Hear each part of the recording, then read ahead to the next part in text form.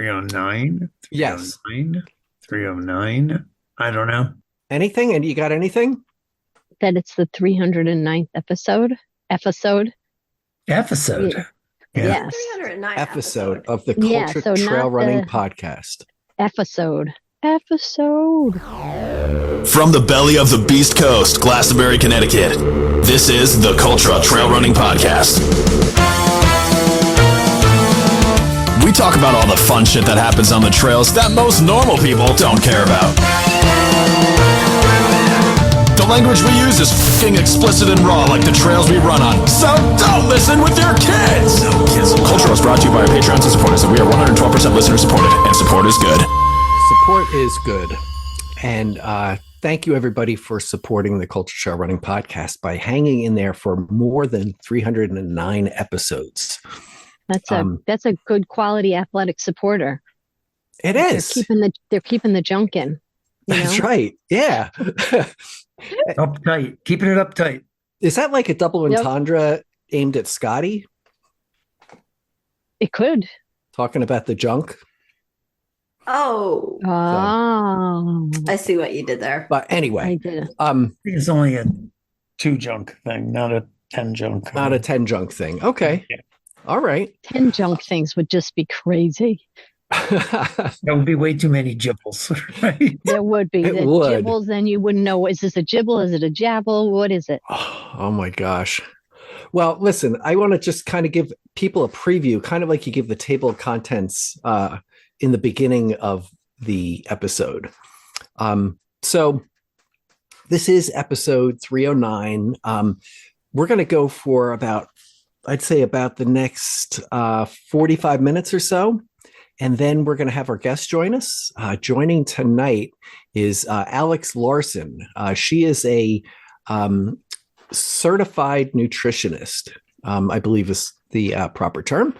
And she's going to talk. We're going to ask her all the tough questions that we want to know about training, about like all things fueling.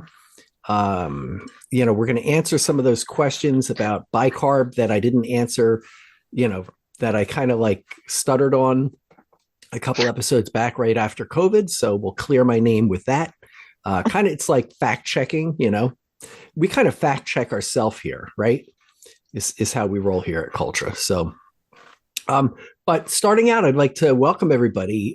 So we have joining for Red Marolo. I'm here. I'm a little confused though, because I thought it was Alex Nutrition Certified Larsonist, and she was going to teach us how to shoplift. And now I'm like at sea with this. I'm just not ready for it. Maybe it's actually she spells her name with double A's, and so it might be Lex Arson.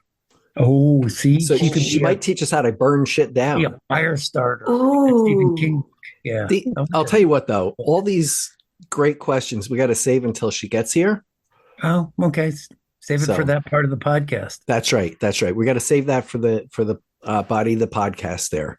So the corpus, as they say in the law, the corpus. The corpus. Yes. I wonder how Alex will feel like when we tell her that she's the body of the podcast. That she's the corpus. Can she arrest us for that shit, Fred?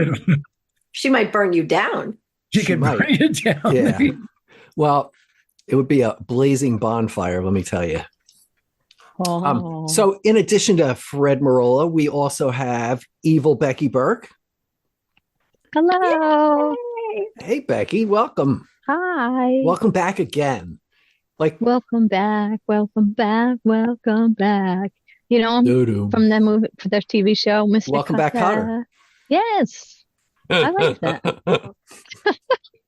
Hey, Arnold Horseshack, the guy who played Arnold Horseshack? Cheshire, Connecticut. I could play any character Really? there. Yep. Was he went to really? Cheshire High. Oh, wow. Huh. I did not know that. Yep. Huh. Look Okay. at you with your famous town. Yeah. then- Jeez. Wow. Cheshire's so famous. Does anybody remember? Here's just a little bit of trivia. Probably the most famous actor in that series. Oh, John Travolta. John Travolta? I Yeah. assume. Yeah, there you go. John Travolta. Have you heard of John Gabe Travolta? Kaplan? What? Let me see. Who's John Travolta? No. I know. Yeah. What's John his Travolta was name? in it. Kaplan used to play poker. He used to do it. He was in the Gong Show too, wasn't he? He might have been. Didn't he host the Gong Show? No, that was Nobody Chuck gives Berry. a shit, Art. Nobody else is fucking alive from that era except for me and Fred. Fred's like, speak for yourself. The Gong Show. I was watching Masterpiece Theater, not the Gong Show. Oh, okay. I was watching Rowan and Martin's Laughing. Okay. Anyway, I wasn't born. Even farther. Now you're really going back. Also joining us is Celeste Fong Ding Dong. Good morning. Ding dongy. All right. Hello. Hello. She's dinging and donging. It's Celeste. All right. So we're going to start out with some current events to start with. And I guess first thing up is Cat's Tail, right? Meow. So Cat's Tail is in the Catskills, and it's right in the same area of as Manitou's Revenge. It actually has the same finish line as Manitou's. And I think that's, what is that, Phoenicia, New York, I believe? Anyone? No clue. I've never heard of that. Okay, I think it's Phoenicia. If I could be, it's a point. It sounds like a very saucy name. Phoenicia. We'll just say it's Phoenicia. Come to the bedroom, Phoenicia. Oh my gosh. So it is it's a fun race. I did it once, couple of years. I did it part of like the catnip double, I guess, where you do the Cat's Tail, and then you do the Nipmuc Marathon, where if you get this email before that actually starts, it'll be a sign from God and a miracle that this podcast was released that fast. And it'll prompt you to immediately sign up, because that's what God wants you to do. So Nipmuc? Yes. I just want to see the llamas. They're alpacas. Alpacas. Okay. Whatever. I want to pet them. Okay. You can. I will allow that. And it's this Sunday. Yeah. Yes. No, and I was thinking that I was going to go, but now I realized that we're going to an open house. Really? And that's more or like a college open house. Oh, okay. I thought like a kegger. Yeah. Yep. Keg stands. At the college. I used to be good at keg stands. I know, shocking, but I don't doubt that for a second. Wow. Yeah, it was. I'm surprised you're not still good at it. I probably would be, but I don't like beer. So. Oh, okay. All right. Okay. So let's talk a little bit more about Cat's Tail. I think that we had a contingent. First of all, Fred, you have info on the Cat's Tail that you could share with us? Some dude ran really fast and won. Okay. He was very young, so there was that. Who was that? Some older dudes came behind him. Oh. Andrew Hutchinson, 23 years old. Just a baby. Like he's too young to be out there in the woods by himself without his parents. Come on. Exactly.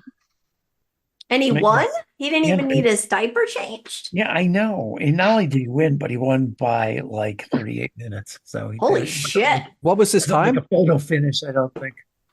Although people probably took his photo when he finished. Probably.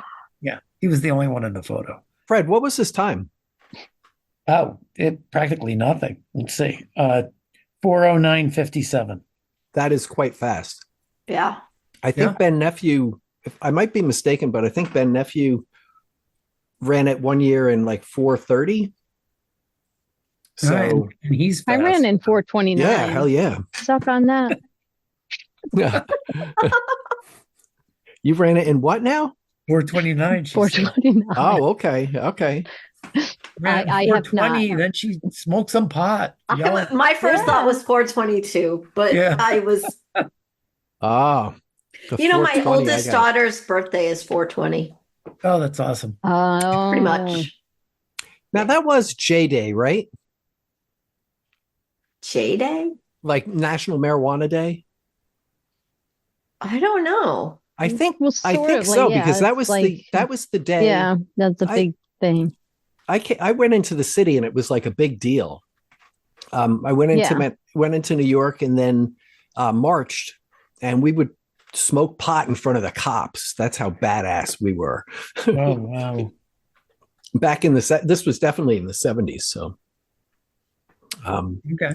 and I I think mean, we used marched to smoke pot before school, and all the teachers would drive by and see it. Does that count? Oh, yeah. That's badass. I smoked. Not me. I was an angel, but you know. And this isn't a other people doing it, right? Mm-hmm. Mm-hmm. I allegedly, well, perhaps or I know somebody that looked just like me and answering to the same name as me, but I don't think it was me. Walked into homeroom class after just smoking a joint and burped and blew smoke into homeroom. I burped up a cloud of smoke in homeroom and quietly, but enough that all of a sudden everybody was so looking around instantly like, what's that? So, oh my gosh. Yeah. But I don't do that anymore, kids. And you shouldn't either. Even though, see, it's good because we know kids aren't listening. It's also legal now. So it's a lot different. Legal. If you're over 21, it's all legal. I know. Yeah. And it's different because the stuff you're getting at a dispensary is a lot different than the shit that, not me, but other people used to smoke back when it was illegal and you got it on the streets. Yes. Yeah. Back in my day, it was considerably less potent. Or, it's got so much other stuff in it that's so scary. Well, now. Well, I mean, I don't know about. Oh no, back then back in my day, I don't know. No, I'm just saying, it's pretty weak.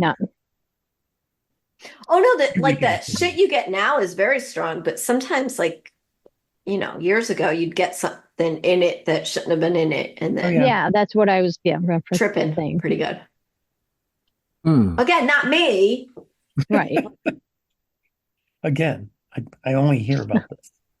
I was an angel. Keep talking. I was an angel. You were. I still am. You are. I mean, so is Lucifer. I'm just saying. That's right. But also. Yes. Very good. Oh, that's what I'm going to tattoo on Fred. But also. Sure. Right Perfect. Here. Right. That's exactly where it's going. Yep. Wow. So, Fred, who else ran Cat's Tail? Oh, my God. So many people. Who was the first female? Oh, so you're asking all the tough questions. First female looks, wait a minute. Let's see. Amy DeMarco of Shoreham, New York. Oh my God, Amy? I'm only joking. I don't know who that is. That's my new thing lately, that every time someone says a name that I don't know, I pretend that I don't know. Just repeat it back. First Connecticut resident, Jason Reynolds of Greenwich. Okay. And then, there were quite a few Connecticut people because Michael Apresti usually goes up there with an entourage of people. Yeah. Right? So his entourage. Yeah. Apresti, Julie Frazier. Oh, okay. Jennifer Broome. I hear Anna G. ran. Rebecca Doring. These are all Connecticut finishers.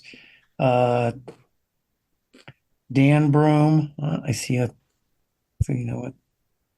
trend there. And Anna Garston and Karen Prado. There. Karen does it every year, doesn't she? Yeah, cool. She does. She's such a badass. Who's that? She is. Karen. Yeah. No doubt. So yeah, I'm sure that was a good time. It's always a really good community. It's a fun hanging out afterwards. And I think the year I did it, I went and I camped out the night before. And then, went over to the school, got a bus, and they bring you up to the starting line and you start in waves and go down a hill and then right up a big hill. So you had me till you said uphill. Yeah, no, there's definitely some And there's some hills. some climbs. Yeah, some sustained, for New England. And isn't it pretty they're very technical? big. I think you're up along Oh the yeah. ridge hill too, right? Is that What's that, Fred? you're up along a ridge line for a while? So you have some, Yes. Yeah, that's somewhat runnable. I mean, parts of it are runnable, but then you hit a section where you run 20 feet and you jump down 4 feet, and then you run 20 feet and then you climb up 4 feet, just like a boulder, like, and, lots of stuff to hop off of. And then you go down, there's some switchbacks, and actually there are some switchbacks on the way out, which is unusual for, the Northeast, but, there's actually parts of it are runnable, but then there's also parts that are like cliffs that you just are, like probably maybe I'm thinking it's like a 20-foot cliff or so, 15-foot cliff that you're kind of just too scary. Yeah, it's doable. I mean, there used to be a route there, but that route fell off, and now there's not. But people fell off. Yeah, I'd be but the you can fall off. climb on their bones. So, well, if you want to get a feel for it, my advice is go to Facebook, find Michael Opresti's race report, and it'll be very detailed. Yes. Because that's what he does. He writes very detailed race reports about these races, and it gives you And they're good They're race good. reports. Mhm. Yeah. Yeah, no, that's so congratulations to everybody who did Cat's Tail. Yay. And hopefully there's going to be some people who are doing the catnip double, where they're going to Nipmuc Marathon next Sunday, and I'll see you at Alpacaville. Yes. Which will be fun. There were some other races that actually got canceled due to weather. I guess like our, it kind of caught me by surprise. I didn't really watch the weather reports or anything like that. And I kind of missed the fact somehow that there was a hurricane happening, until it was like over, so, but I think it was really frightening to, to the people, on the coast there, and then Georgia and Tennessee, Virginia, and, a couple different places just got North Carolina. Yeah. Thank you. Yeah. They got slammed with flooding, a lot of bad shit. So, is that what the weatherman said? There's a lot of bad shit out there. Stay home. Yeah. I mean, I don't know. I guess even like the place where, so I think it was last summer, Peggy and I went to go swimming with the manatees in Florida. I think it was Clearwater, Florida. And I think they'd got it just got like 10 feet of water in. And I'm sorry, Art, there is no Clearwater, Florida anymore. I think it just got wiped off the map pretty much. Yeah. It was, I think it did get manatees. Yeah, it was really cool. Because it's a freshwater spring, and all the manatee, and just perfectly clear. The water, just like the name says.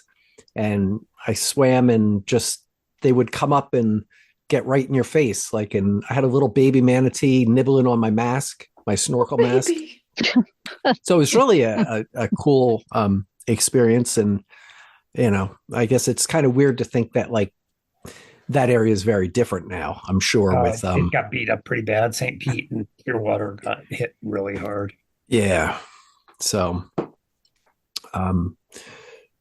so sorry, if you're listening, if you're from that area, I'm, sorry for the difficult times you're going through there. So I have a good friend who lives part of the year in Asheville, and I contacted him and said, is everything all right up there? And this was before it really got bad. And he was like, oh yeah, these weathermen are such sensationalists. It'll be fine. And then, the next day you see pictures of Asheville's downtown just completely underwater and wiped out. So I haven't talked to him since, but I did see on social media that he was no longer in Asheville, that he'd driven to Tennessee.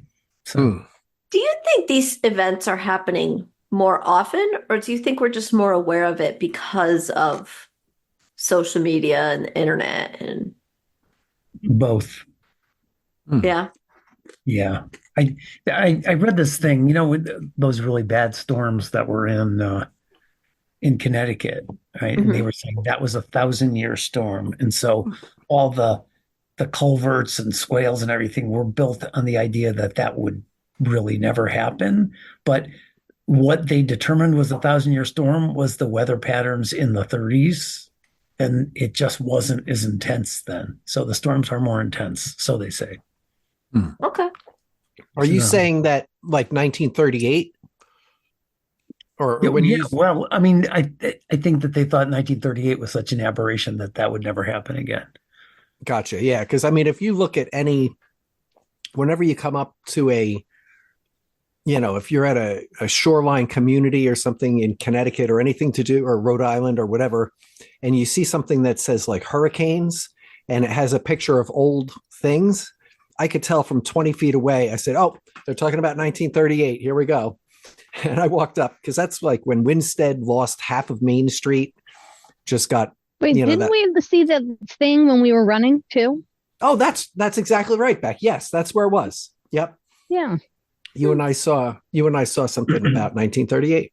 So Yes, and I actually, and I don't read historical books, and I read a book about that, and it was a really, really good book. yeah, which kind of brings us to our to the other thing. So Yeah, happy birthday, Evil Becky Burke. Yeah. thank you. Yeah. 29. Oh, can you believe it? And a 50K for good luck. Yeah. So yeah, we went not last weekend, but the weekend before. Yeah, so not Sunday. So the Sunday, so like 8 days ago. 9 days ago. Or 6 months ago by the time the podcast is released. True. Yeah, so we showed up and did Becky planned out a nice 50-mile run in Providence and Bristol. This is all Rhode Island. Yes. So tell us about the route, Beck. Well, so now I have to start by saying that, as some people know, I either am a super planner or I don't plan at all. And this was pretty close to the not planning. So I knew originally we were going to do the North to South Trail. And then logistics and everything was too crazy. And then I'm like, well, I want to run in Rhode Island. I want to run someplace that I don't typically run. And I'm like, oh, let's go like along the shoreline and go through, Barrington and Warren and Bristol and, through Colt State Park and everything. So I'm like, I'll find a course. So 20 minutes takes me. I go on Strava. I find this course. I send it to Art. It's all good. And he's like, all right.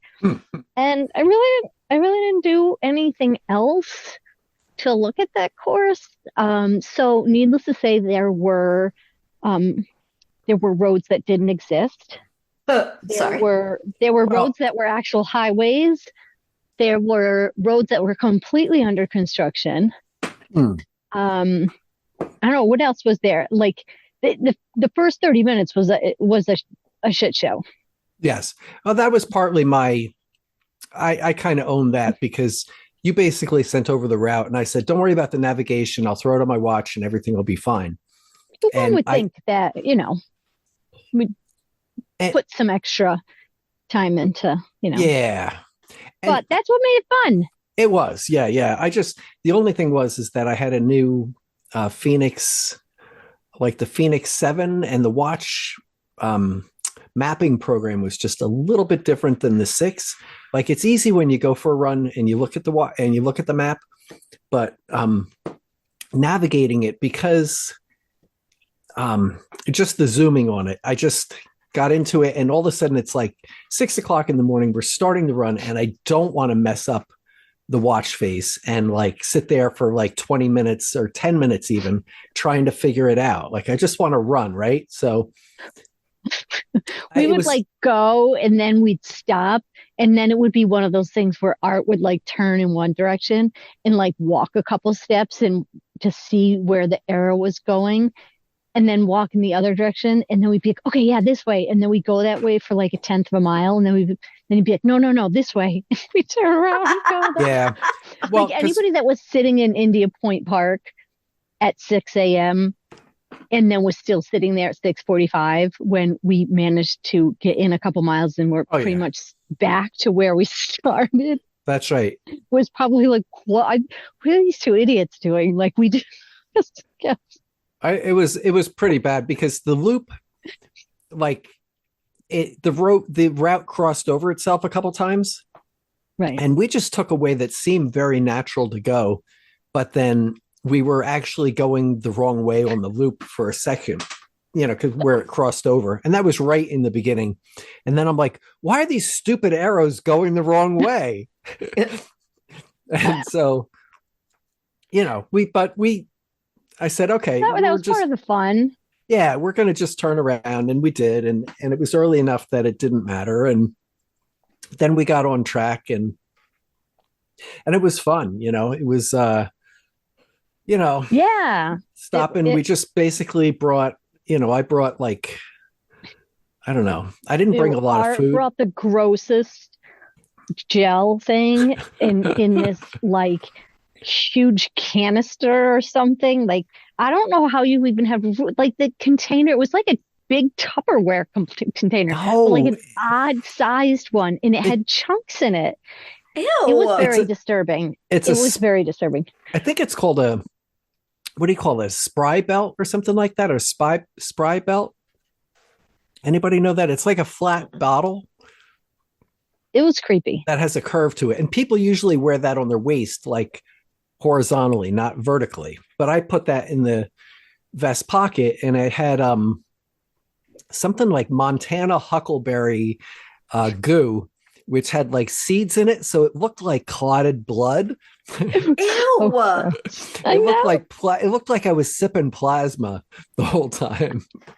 But the best thing is that the whatever the vessel that he put it in, I feel like you like ate most of it within like the first like 2 hours, unless that's just what I was noticing. But I remember being like, wow, I guess he ate that all.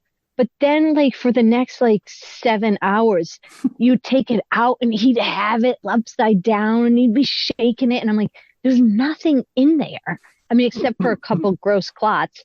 But I just was like, there's not like anything in that thing. It was disturbing. It's like when you stick peanut butter on your dog's nose and he's just like trying to lick it. And wait, did you do that on purpose? Well, come on. Who hasn't put Celeste? Have you ever put peanut butter on your dog's nose? No. That's First of all, Bear wouldn't be able to figure it out. Oh, so now I'm going to get fucking canceled, huh? Yep, that's it. Well, okay. Some people do that. Mr. Ed. It started with Mr. Ed, right? I believe that was on his palate, right? The talking horse. Yeah. Oh, so he would make that look like he was talking. Yeah. So he would talk. He would only talk if you gave him peanut butter. Wait. And if he had something to say. So he didn't really talk? No, he couldn't. No, when he has something to say, talking. He would. Oh, funny. So our run, it was I turned 49, and so I decided that I wanted to try and do 49 miles and then, one for good luck. And we pretty much we had mapped that, and then with all the different whatevers that we were kind of taking, we did have to kind of add on at some points. But I have not done any racing. I've done one race this year, and I love racing and I miss it. But I have to say that this was so fun, and it just kind of to me, it's like a really nice celebration of running, and it's a nice celebration of your surroundings to just go somewhere that you may not know too well, and to navigate it on foot and to just take it all in on foot. I think is such a neat thing that we are able to do, and something that I do want to continue to do more of. And it's you know how like when you run, like, well, maybe it's just me, but sometimes like when I'm running and it's like in the middle of the night, or if it's like really quiet out, and maybe I'll like run in the middle of the road because I'm like, yeah, there's nobody out here. I own this road. And I'm like feeling all like, woohoo, look at me. That's sort of how I felt when we were doing this run, and I just kept my watch running the whole time. And, I'm standing in Cumberland Farms with a slushy, and then I'm literally she's pouring a Gator. Just a second, let the record reflect. So she had booby bottles.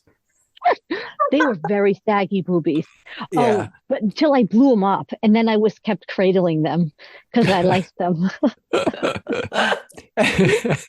And then she's taking the Gatorade from the plastic cups at Cumberland Farms and then pouring it into her booby bottles. And, it was no big deal. Like, this is what I'm doing here in the middle of the store. It's okay. There was like, I got all the Gatorade on the floor, and so it would look kind of like just like red, like what is it? And you do forget that other people are probably like, what is going on? Because, we walk in and we're sweating, and, we're just standing in line to get stuff and just being casual. And then the next time we stopped, I got munchies. Yeah, Munchums, the Munchos. potato chips. Yes, so delicious.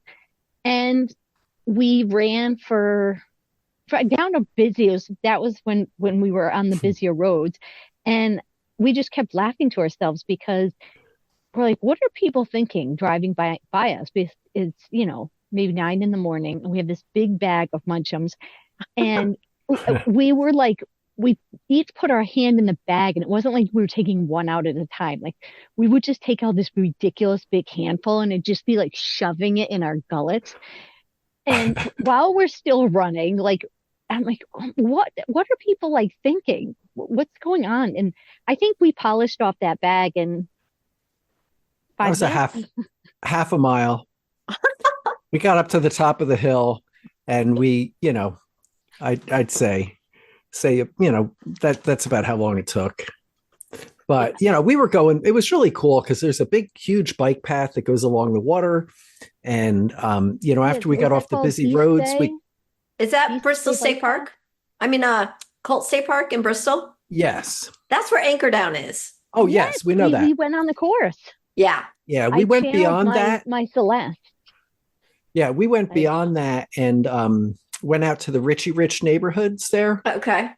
And just we're waiting for somebody to like call the cops on us because it was like we went through this gate that said like no trespassing and all this stuff. Yeah, and there's all these like, the gate, and there's these and people have like cameras up and stuff. And I'm like, no, we'll just look like we totally belong here. Like we live on this street. And then I was like, look at us. We both look like all like whatever. But it was neat to go down down there. And so I mean, we figured that anybody who saw us running figured that, okay, they must like they live like a mile or maybe 2 miles at most away from here because they got here on foot. So, but we started on India Beach and India Point, and and then the wind picked up. We ran a lot of trails. So we caught the Anchor Down Ultra Trail, so we ran a good part of that wood with all the roots following all the paint on the ground and stuff. And I'm impressed that people do, that people get lots of mileage there because it's pretty trippy, Yeah. And then once we hit the waterfront there was just the wind coming in was like, it would like stand you up. It was that strong. Yeah. So we ran directly into a headwind for a But while luckily, we finally, after my third attempt at getting a Dell's lemonade, there was finally an actual Dell's lemonade truck at Colt State Park. there. Yes. So that was very exciting because they literally stopped at, what, wasn't it like 3 places that that said it was Dell's or said that they were open, but they weren't open. Yes.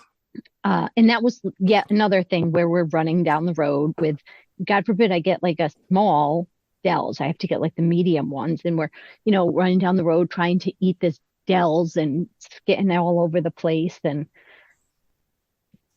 it was a little bit of it was an adventure and a food adventure too. Yeah. Yeah.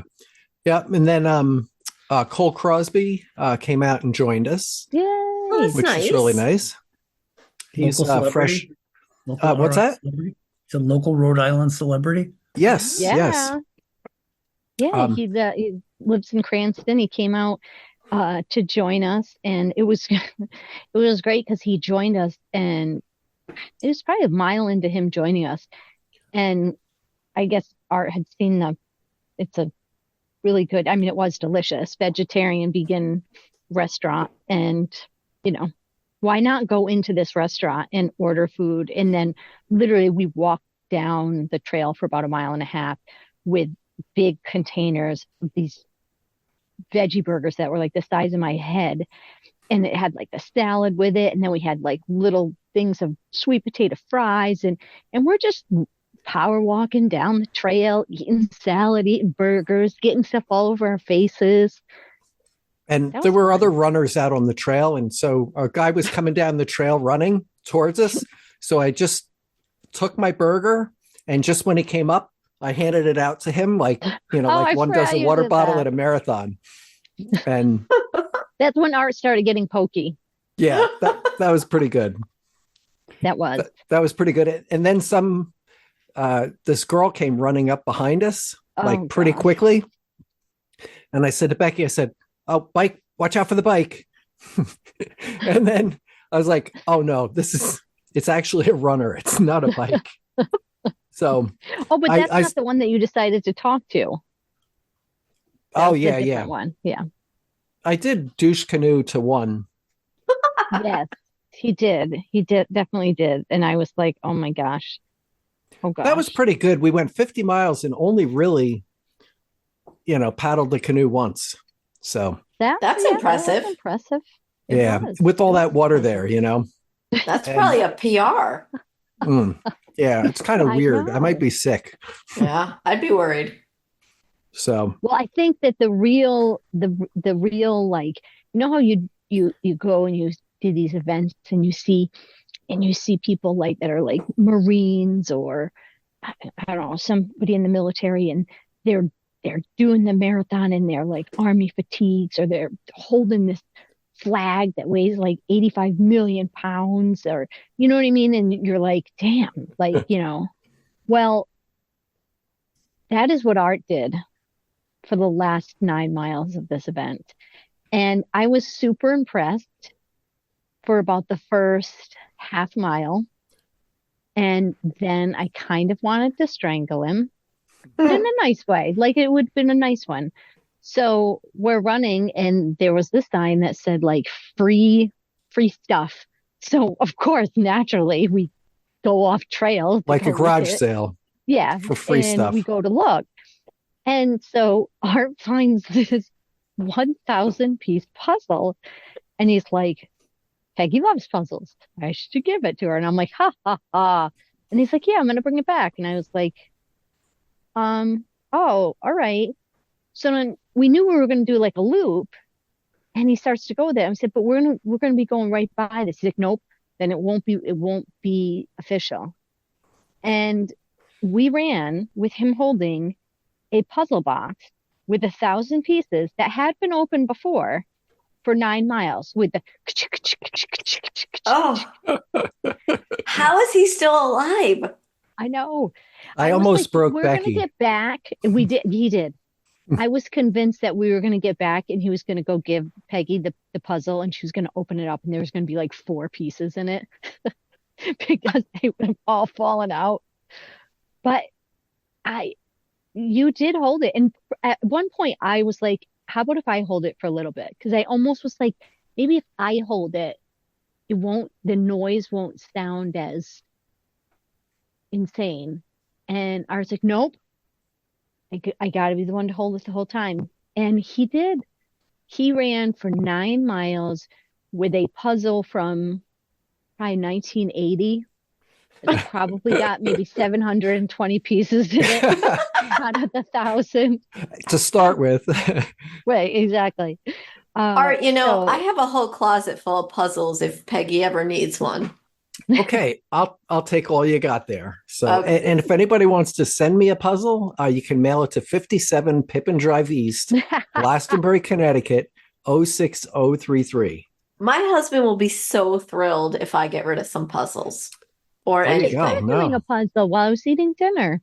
Aw. Or something relaxing. I really do. I have hundreds of puzzles because I used to do I them when the believe kids it were from little. when we saw your basement with all the cool games and stuff that you guys have. You Yeah. have a Yeah. really cool basement. Jeez. Yeah. Well, I got to say, Beck, it was such a pleasure running. That was like my kind of day.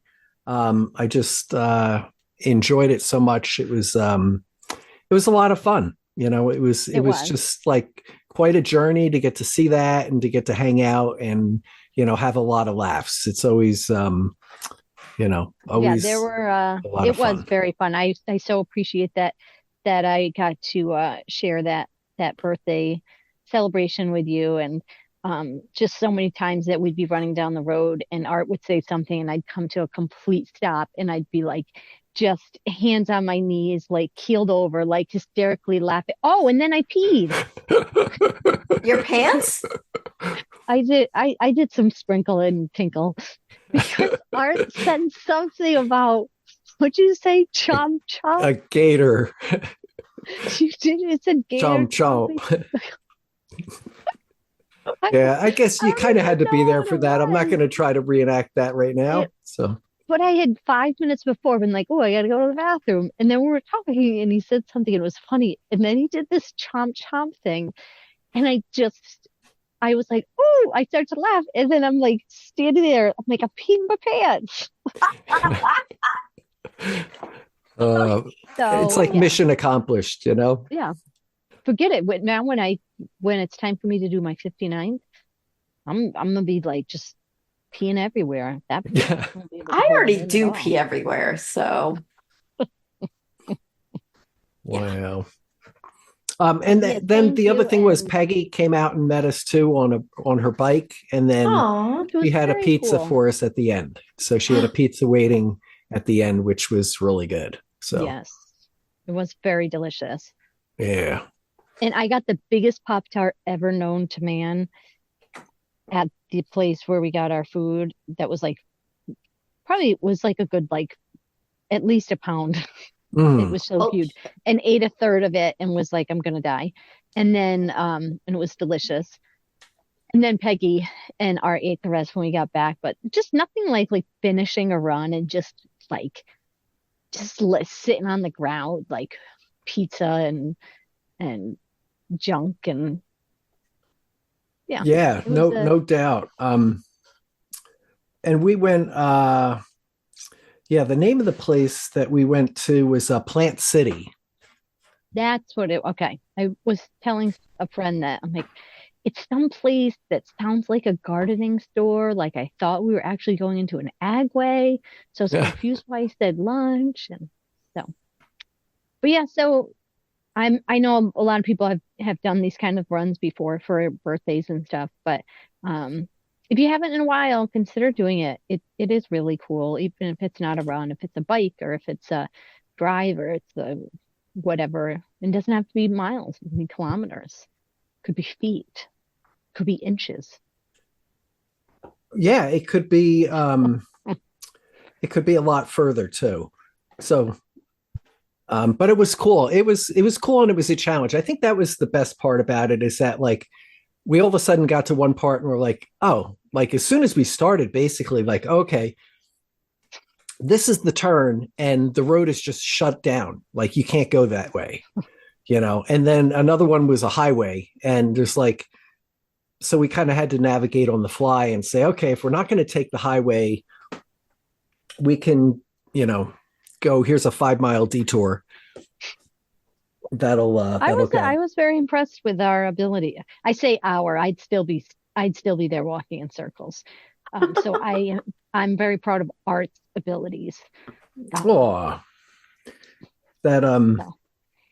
well, it was it was a lot of fun. So Anyone is interested and wants to see some of these towns in Rhode Island, let us know. We'll send you the Strava route. Can't guarantee that. Yeah, you don't want to follow it, but it'll show you where not to go. As a very broad guide. Yeah. Hey, so that's great. I think we have our guest who's going to join us now, as promised, and I'm going to let her in now. It's Alex Larson joining us. So, Alex, welcome to Cultra. Oh, thank you for having me. Yeah, glad to. So tell us a little bit about you. Like, where did you grow up? Well, I live in a little town just south of Duluth, Minnesota, which is home to Grandma's Marathon. Is probably, I think, the most well-known among the running community. Mm-hmm. And that's where I live now. I live in my little hometown. I have 3 little kids, so it just had to come back to my roots and raise them where I grew up.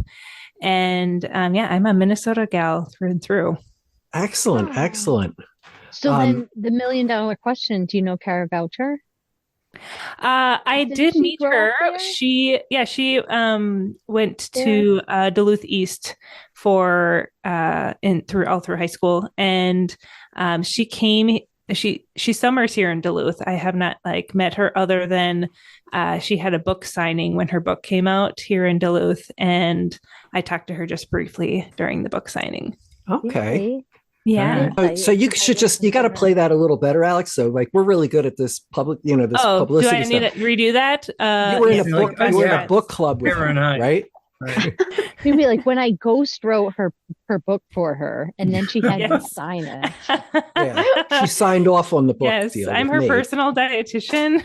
No, I know. That's the only time I met her is at that book signing. But I'm hoping to run into her at some point here, since I know that she summers here. Yeah, yeah. Like, how about Scott Jurek? I have not met him either. No. Wait, he lives in Duluth? Well, I think he's from somewhere in Minnesota. I'm not somewhere sure. in Minnesota, with Bob Dylan. So I'm just thinking of famous Minnesotans. Yeah. Prince. Yeah, Prince was another one. Yeah. Prince is from Minnesota? Well, yeah. That's where where like his whole mansion was. Like people go and do tours there now. Oh, huh. Oh. Wow. Well, 50 Cent's house is in Connecticut, right?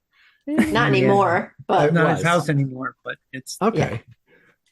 Yeah, that's something. Connecticut's claim to fame. Yeah. So Alex, in addition to nutrition and all that, now you're also an athlete yourself. So what was as a child, how did you first get introduced to endurance sports or sports of any kind? Yeah, I grew up doing soccer. Is very popular up here in northern Minnesota, and I really enjoyed running just as a kid. But my main passion as a child was horseback riding and horse showing. That's a huge part of my how I identified. My identity was horses. I was very passionate about that. And then when I started college, I quickly ran out of money, and I was like, okay, I need a different hobby. Yeah. And so I had also broken my foot my sophomore year of college, and so I wasn't really able to do any running or any Did the horse fitness step thing. on your foot? No, she ended. We had kind of had a big fall, and I Oh, okay. smashed the fifth metatarsal of my foot. I actually had a like external fixator in my foot for about 4 months, where the screws like stick out of your skin. I called Oh. myself Frankenfoot all summer. It was really great. So And then, what as soon is, as you said horseshoeing. What is horse showing, like I Oh, showed my horse. showing. She was a blacksmith and It's a farrier, yeah. it's competitive How- blacksmithing. Yeah. So it's not No, I your showed normal I stuff. showed my horse, yes. And so Oh, okay. Now that makes complete sense. Okay. Got it. yes. So- And oh, go ahead. Oh, so were you doing like hunter jumper stuff, or were you doing more showing, or what were you More like? Western riding, some hunt seat, like flat work things. I would have Okay. loved to have been in jumping. That was like would have totally been my jam. I loved that, but we didn't have a lot of great instructors in jumping at that time up here, and so Sure. I kind of had to just stick with what I had available for Yeah. help. Yeah. But yeah, that in college, I just decided I was like, I can't continue doing this. I just don't have the time or the funds to do that. And because I had broken my foot, I for 4 months wasn't able to do anything, and then I wanted to get back into some sort of physical shape, so I started swimming in the pool because the doctor had told me that I might not ever run again. And I was like, well, don't tell me that. I'm definitely going to be running again. Right. And so got back into shape through swimming, learned I was actually a pretty decent swimmer. And then when I graduated college, I just signed up for a random local triathlon and got hooked on that sport pretty hardcore. And then as I started my career as a dietitian, did more and more triathlons. And next thing I know, in 2014, I was doing Ironman Wisconsin. And that was where I really started to feel my calling within my profession, because in the second half of the marathon of an Ironman, it is like a war zone. There is a lot of carnage. Carnage, yeah. Like there's vomiting, there's crying, there's cramping, there's like people like bowing out because they just can't go anymore. They're hitting a wall. Like there's all sorts of things going on. And I remember crossing the finish line and just thinking, oh my gosh, if I didn't know what I was doing with my nutrition, I don't think I would have been able to do this race. Like it just was a huge part of getting through that day. And this was 10 years ago. And so what we know about endurance nutrition now is so much more than even 10 years ago. And that's where I just felt like, okay, this is, I think, where I want to steer my career. And so I eventually started Alex Larson Nutrition, and now I get to work with all sorts of different endurance athletes. When they tell me they want to swim the English Channel, or if they want to do, Leadville 100 or Western States, whatever big event it is, I'm like, okay, yeah, you tell me how far you want to go and we will help you fuel for that. Gotcha. Oh, great. So that's as far as like fueling strategies, that's something that you've kind of honed in on, and certainly you had firsthand experience with it at the Ironman there. Yes. Interesting. Yeah, because a lot of times, what percentage of DNFs do you think are, and maybe this is like, not a scientific it'll depend thing, on but the what do you race. The race conditions I think are a big factor. If it's very, very hot and humid, we'll see DNF percentages increase quite a bit. Or if you have really nice weather race conditions, then you'll see, a much lower percentage. I don't know what it is for an Ironman. Some of the higher ones, I would say like in the 20%, like 30%, depending again on conditions. If they're horrific, then you're going to see, especially with wind and the swim. That's where. Yeah. Now, but do you have any? You don't have any idea how many of those are due to nutrition, or is that like? I would. I don't think there's any stats on that specifically. Sure. I can think of. I had athlete of mine that did Ironman Barcelona a couple years ago, and she was the day before the race talking with some other athletes in the transition area as they were checking in their bike, and they were talking about what things they were planning on eating during the race. And there was one gentleman that she was telling me about after the race. She goes, he told me that he was going to have a tuna sandwich and a bag of mixed nuts, and I was like, oh my goodness, okay. Yeah. It was like, I should have sent some business cards with you. You should have just brought some popcorn. The last thing I would have ever recommended. It's so gross. I'd bring popcorn in a camcorder. Nasty.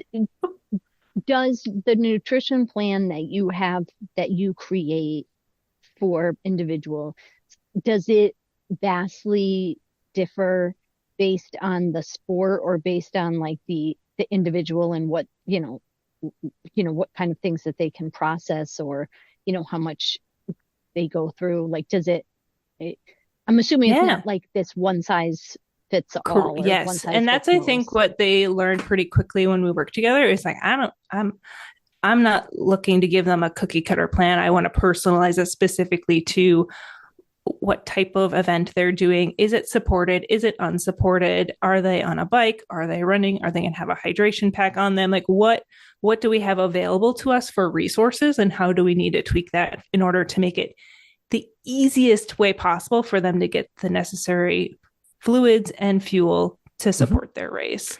I think that's like how I go about it, of like, okay, what are we looking at? What distance? Where are you at in fueling right now? Where do we need to be on race day? How can we get you there? What do we need to practice with to figure out what's going to be tolerated best for you? Now, I know that the, I guess like the common science or the common understanding of what nutritional needs are during races has dramatically changed over, I've noticed, at least certainly the last 5 years, probably the last 2 years. Yeah. We've seen it in the Tour de France. All of a sudden, they're going from, whatever they were having previous, I don't really know what it was, probably like 60 grams of carbs an hour, up to now everybody's talking 120 seems to be the number that's thrown around under full efforts. And, some people are making, really talking about this a lot. David Roach just, won Leadville 100. And, I heard him talk it, I've been listening to him for a while now, and I heard him talk about it leading right up to it, and, preaching it and talking the talk. And then he didn't walk at all during the 100-mile. He ran the entire Leadville 100 and an set a course record. incredible performance. Yeah, I think he even went above 120 grams. If I haven't listened to his post-race episode, but I think he went above that. I think he did, except that, I think it wasn't like a flat rate either, as you would expect. He modified it as needed. So I think going up Hope Pass, he dropped way down, and then, going down it, he dropped way down. But, the other times he felt that he could take on more. So, like, maybe you could kind of talk about that. Like, what have you kind of looked at what you think the requirements might be for maybe a typical athlete, if there is such a thing, during it? And most of our listeners, just to kind of set the table again, most of our listeners are primarily ultra runners, and they're really just doing, 50K, 100-mile, 200-mile stuff. Yeah. So, I mean, the carb recommendations have really been an evolution for us. For me, 10 years ago when I was doing Ironman Wisconsin, I believe the recommendations were around like 30 to 60 grams of carb an hour. And then it kind of shifted to like, if you're over 2.5 hours, you can do 60 to 90 and you don't need to go beyond 90. And then now we are starting to, like you said, seeing these athletes, especially in the cycling world. And I would say that in the ultra runner world, we're starting to see them push the limit, go above 100 to that 120 mark. And we don't really have I mean, there's some research on it. You know, it really depends on like gut tolerability. But I would suspect, and for me, I like nerd out on all of this. So I'm very, very excited to just see in the next like 5-10 years what the endurance nutrition research is going to show. I think as long as there's gut tolerability, and I think we're just going to continue to see people fueling and pushing the limit and seeing performance just flourish. That's kind of my prediction in this. But it really is a process. It's not like you can go from taking 30 grams of carb an hour to 120 overnight. Like it's going to be a months, if not years process to kind of develop that habit, develop that gut and that consistent training in order for you to get to that point.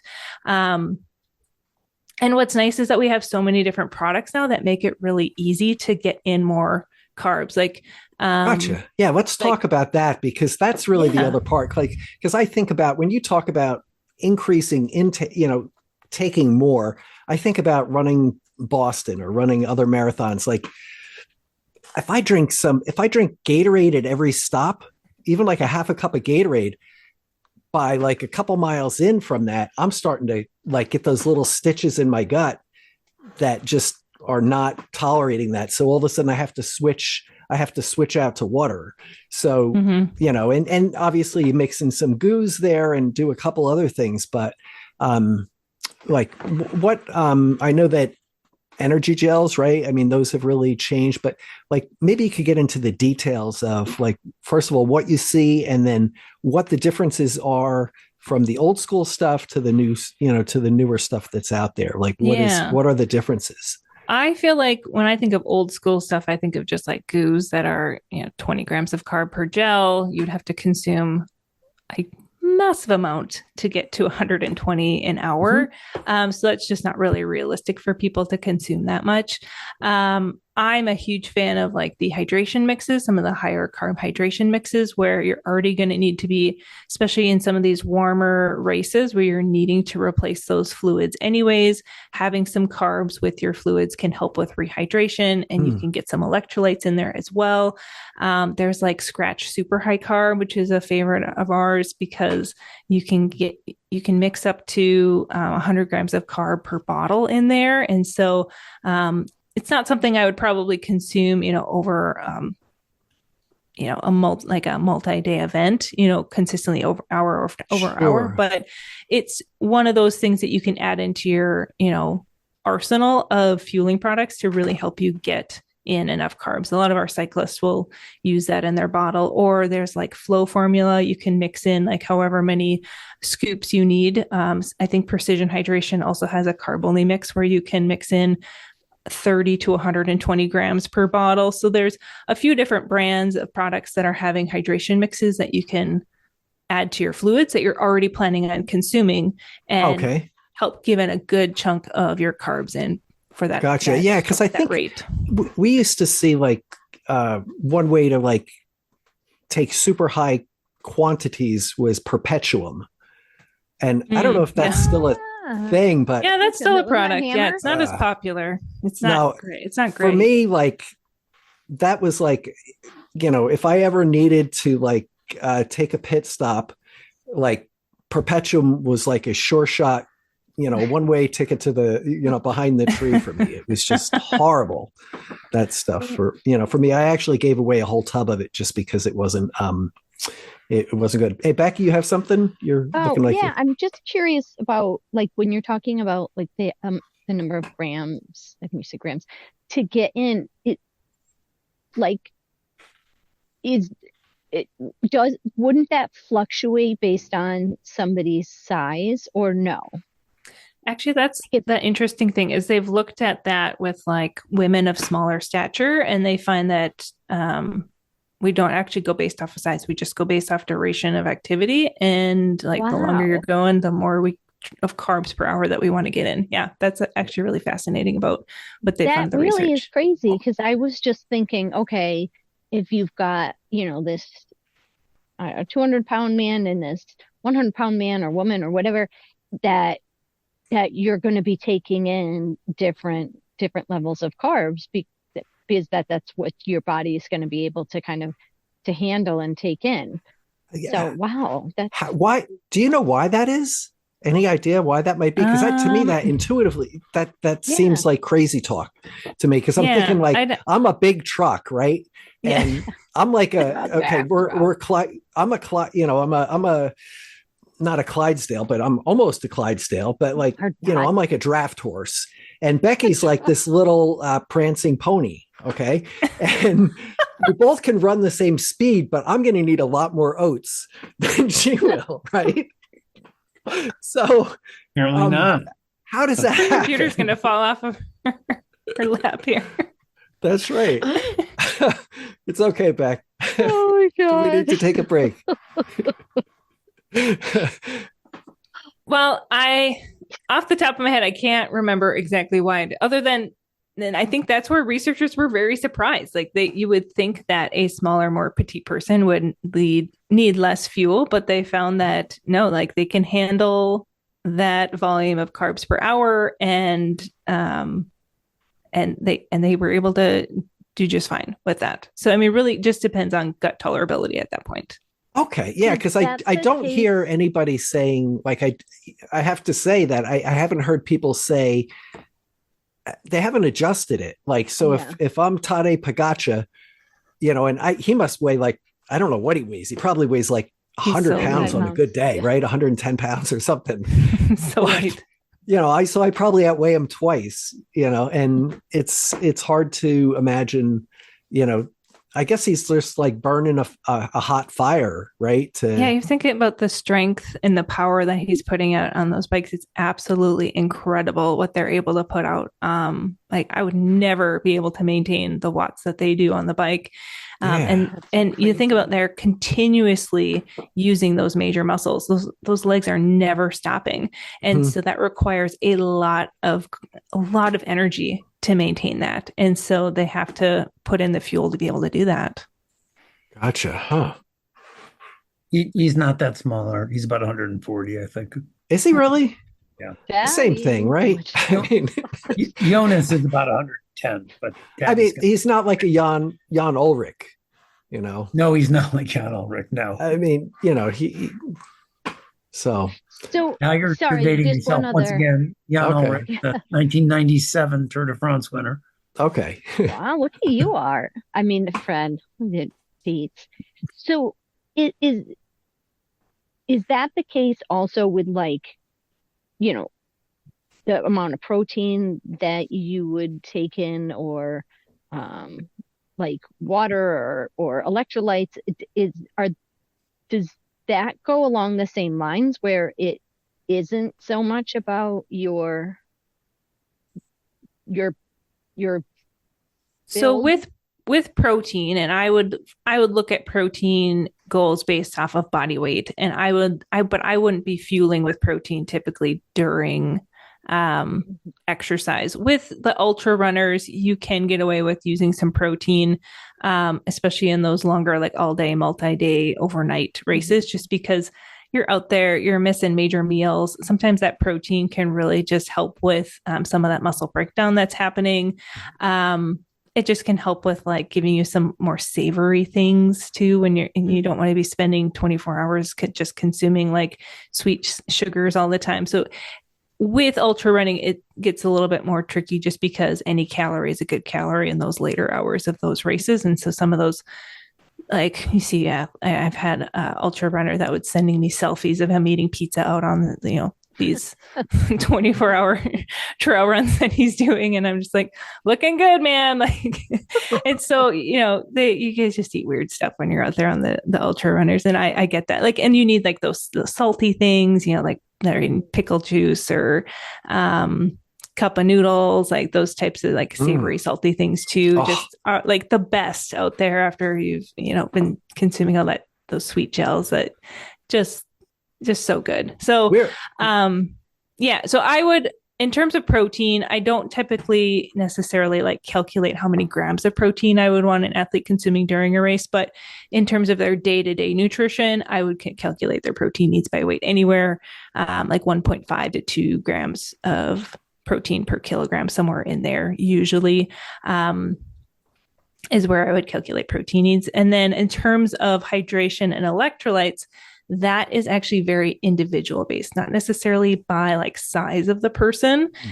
We would have to do some sweat testing, like just in simple at-home sweat test where they're weighing themselves pre and post exercise, also calculating and considering how much they consumed during that workout, just to factor that in, get an idea of what their average sweat rate is in the heat, in the cooler weather, at higher intensity, at lower intensity, so we can have a really good idea of, okay, how much do we need to be rehydrating you during these long ultra distance races to prevent you from getting too dehydrated. And then electrolyte loss is very interesting to me because that is actually mainly genetically determined for people. So I'll use myself as an example. I had Precision Hydration do an electrolyte sweat test on me, and I actually lose about 1,700 milligrams of sodium per liter of sweat, which is a very high rate of sweat. I just did a trail race this past weekend, and when I finished, I could just feel like the grittiness on my skin. Gritty, yeah. And I was like, "Oh yeah, this is tracking now." I realized that I do have a really sweat. I have to call a timeout here. So yeah. Tell us about your race. What race did you do? I did so the Birkebeiner has their very famous cross-country race. The Birkebeiner? The Birkebeiner has a very famous cross-country ski race. Well, they also host some summer races. There's cycling on those trails, and then they have a trail run. They hosted the USA Trail Marathons this past weekend, and they had I'm just getting back into running. I've just had my third baby a year ago. So I did like their 9.5 mile trek out on their course. Is very hilly for me, who I don't live with a lot of hills. So I had to do quite a bit of stair training this time around. But yeah, it went really, really well. It was very warm, but there's one, like mile 8, there's a quarter mile hill that was about 14% grade. So it was pretty steep. Gosh. Yeah, I was like, this should be stairs. Wow. This is really steep. Well, so yeah, that's thank you. Yeah, it was congratulations really on getting back at it. You know, it's not even, no matter how experienced you are, when you're going back into an activity like running, especially, it is just not easy. So like, congratulations to you for doing that. That's awesome. That's really cool. That's great. I'm looking forward to, I have to get signed up for Grandma's Half Marathon after we're done here. That's next on my list of things to sign up for. The registration just opened today. So, and do you still compete in triathlon? Or I did a little sprint triathlon a couple summers ago, but I forgot just how challenging it is to train for 3 sports at once. Especially with small kids. Especially with small kids. Yeah. And I'm about like a 25-minute drive from a pool that's got decent hours. And so it's just like a time sucker for me to drive. I work from home, so I just feel like spoiled anytime I have to, like, very minimal driving for me. So yeah, I'm focused more on just running right now. And then I'm going to try my hand in gravel racing next summer. I got myself a nice little gravel bike. And so I'm going to do some gravel racing because it's very, very popular these days. There's actually tons of races up here in the Midwest. And so that's kind of my next little endeavor, is to just try some different sports. And I can always go back to triathlon. Do you use yourself? This is a random question, but do you sometimes like use yourself as like the guinea pig of, like, if something's coming out, like some new ratio of eating certain things or a new product or whatever, all the time. Be like, I'm going to see how this works on me, and then be like, all right, yeah, I was on the side of the road motionless for an hour. It didn't go well. Or you should see my office. It is covered in sports fuel everywhere. And so anytime I'm going out on a work, I'm like, what am I going to try today? And usually I'll try like right before the workout, because I sometimes just don't want to take it during, like, something new during, just like, say, like texture, taste, it's nice to experience that stuff. And I have a team of dietitians too. I have a couple other gals. Mary, who's on my team, is my run guru. We're always ordering from the feed, trying different fuel products. And then Hannah, who's on my team, comes from a triathlon background, and she does some running and cycling now too. And so, yeah, we're always talking about new products that come out and trying them. It's part of our, we're just obsessed with our job. Then you can then you can kind of give your own experience of it. Yeah. And actually, just this summer, I had purchased single servings of a dozen different hydration mixes. And instead of actually trying them in different workouts, I mixed them all up, put them in cups and labeled them. And then I sampled them all back to back. And that actually was very helpful for me to truly have a comparison of texture and flavor. Which one was which? Well, no, I had them labeled. And so I would try it, and I would kind of review it and then kind of go through my list. And what was interesting was the most popular hydration mixes. I could tell why they were the most popular. They mixed the best. It did not take, it's got to be Tailwind, right? Tailwind was top of the list, and Scratch Labs hydration mix. Those two easy. And I would say Morton's drink mix too. That one mixed up really nice. Very, very mild flavor. So just from that standpoint of reviewing them was actually really interesting to me, because some of them I was like, oh my God, this just tastes like the sweetest sugar water I've ever tried. I could never imagine drinking this consistently for an endurance event. And so that I found was actually a really helpful way to kind of review different products too. So do you generally, I know that Tailwind, for instance, has kind of an all-in-one approach. Your hydration is your fuel, is your is your electrolytes. Yep. And I've run, I guess, 76 miles 60 miles a couple times on Tailwind alone, and it worked very well for me. I've also had it where I've run 20 miles and thrown up my guts. So, oh no! But I think I probably mixed some other food with it. Might have been the issue. So I wondered whether, for your athletes, whether you, and maybe the answer is it depends, but do you generally look at each one of those items separately as far as sourcing them, or do you look for an all-in-one solution, or what's your preference? All things being equal. Well, I'd agree with you. My answer would be it depends. It depends on the person, what their preferences are, what they would like to do.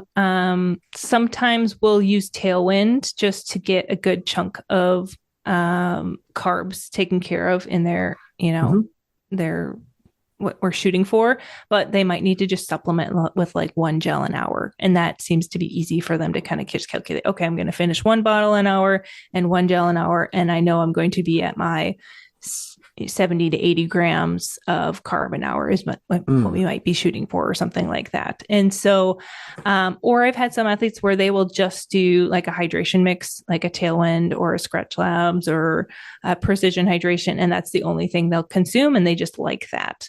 They've kind of just trained their body to just do that. Or some people really like gels, and some of the gels now we're seeing that will have, 40 grams of carb per gel or 50 grams of carb per gel, which is really nice, because then they don't have to carry a million gels on them, for their marathon or whatnot. There's this new brand, Carbs Fuel. They have a gel that's 50 grams of carb, and it's $2 on the feed. It's a bargain. It's very neutral flavor, and I don't mind that one, actually. It's kind of a nice budget-friendly gel for those that are needing some higher carb rates. And 50 grams is pretty nice. That sounds great. I mean, my strategy, we were talking about it earlier, is that usually I take a spry belt. I think it's a flat bottle. And I throw I buy goo in 26 servings, in the canister, and then fill these things. But I'm kind of looking for something else, because there's almost not enough, it's not enough, because I think it's only carries probably the whole bottle's probably only like probably eight or nine goos. So if I'm running longer, it's certainly not enough. But. Yeah. And even I've had some ultra runners. I had one that did the Superior 50 miler just recently in early September. And he really liked those precision hydration gels that were 90 grams. They're a much larger, almost like a flask size gel, but really liked using those because he could kind of just take portions of it throughout his race and not have tons of gel wrappers that he was having to deal with. Agreed. Yeah. Just the inefficiency of having to tear a goo open. It blows my mind that people would even do that. Yeah. Right. Becky, I want to I'm doing that under protest, Yes.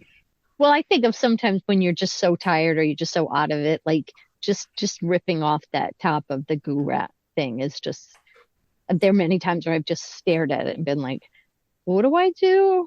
How do I do this? And but so when you tear it off, you try to put it in your pocket, and then like it sticks to your hand because you have goo stuck on your hand, and it becomes a nightmare, right? Yes, I would agree. So when people aren't training, so they're not training, they're not racing, maybe they are training for an event, but they've done their long run for the day or their bike or whatever. Is their carb intake continuing to be that high throughout the rest of the day? Like, is this something where it's become like almost like a lifestyle change while you're training?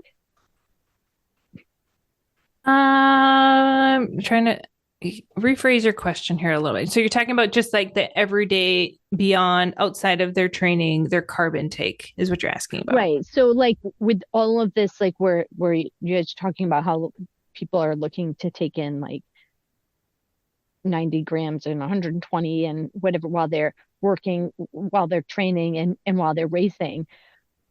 If I'm one of your athletes, and so I'm getting used to during my long runs taking X amount of carbs during my long runs.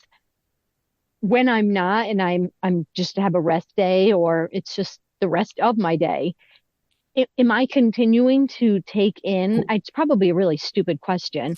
No, it's not a stupid question. I think it's hard to answer the question just because every athlete's a little bit different. There's so many different factors that I would have to consider here. So when I would look at an athlete's needs, I look at as a whole, how many hours a week are you training in? Like, are you putting in, 6-7 hours of training a week, or are you putting in 15, 16, 18 hours a week, so the more training you're putting in, obviously the higher your nutrition needs are, the higher carbohydrate needs are, because at the moment that you finish your workout, it's not like your body stops needing carbs. You need to start reloading your glycogen stores in your muscles.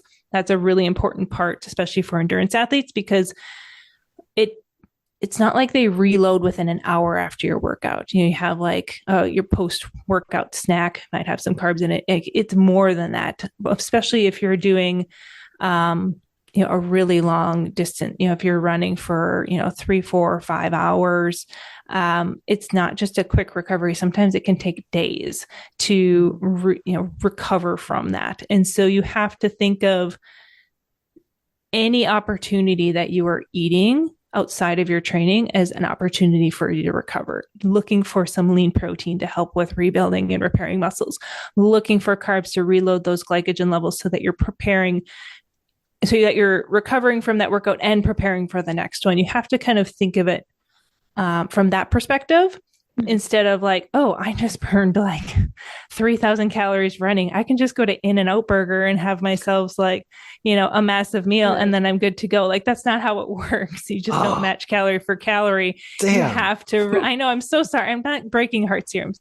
Like, as I understand that logic, but at the same time, it's not going to benefit you because you aren't going to properly recover from that workout. And therefore you're going to feel fatigue for an extra day or two from that big workout versus like seeing maybe 24 hours and then you bounce back and you feel back to normal. And So like maybe you could run us through, like, because I have a couple things that I definitely want to get to. So maybe you could just run us through like just an example of like somebody who just did 6 hours of running. Like, okay, I stopped running now. What do I do for 15 minutes? What do I do in the first hour? And then, like that, just like an example of like, okay, I would have like a protein shake at the finish line. I would then do this, or what would you suggest? Just as an example of something. If you're getting done with a big, long, hard run, I would say top priorities are rehydration and replacing electrolyte losses, trying to get yourself obviously you're going to finish that workout in some sort of dehydrated state. And so we want you to rehydrate. That would be number one on my list. And then we want to get a good dose of carbohydrates and start getting some quality protein in there, because our body within that first couple hours is really primed to reload glycogen levels more efficiently. And also it's wanting to start rebuilding and repairing that muscle tissue. So I tend to press the easy button as a mom of 3 kids. I'm very busy. So I will typically just grab a protein shake, and maybe I'll do like a bagel with some smoked salmon on it. I don't have to cook anything. Like I will just like whip something up there, try and get a really good dose of protein in and get some carbs in. And then I will try and get in a meal like every 3-4 hours after that until going to bed.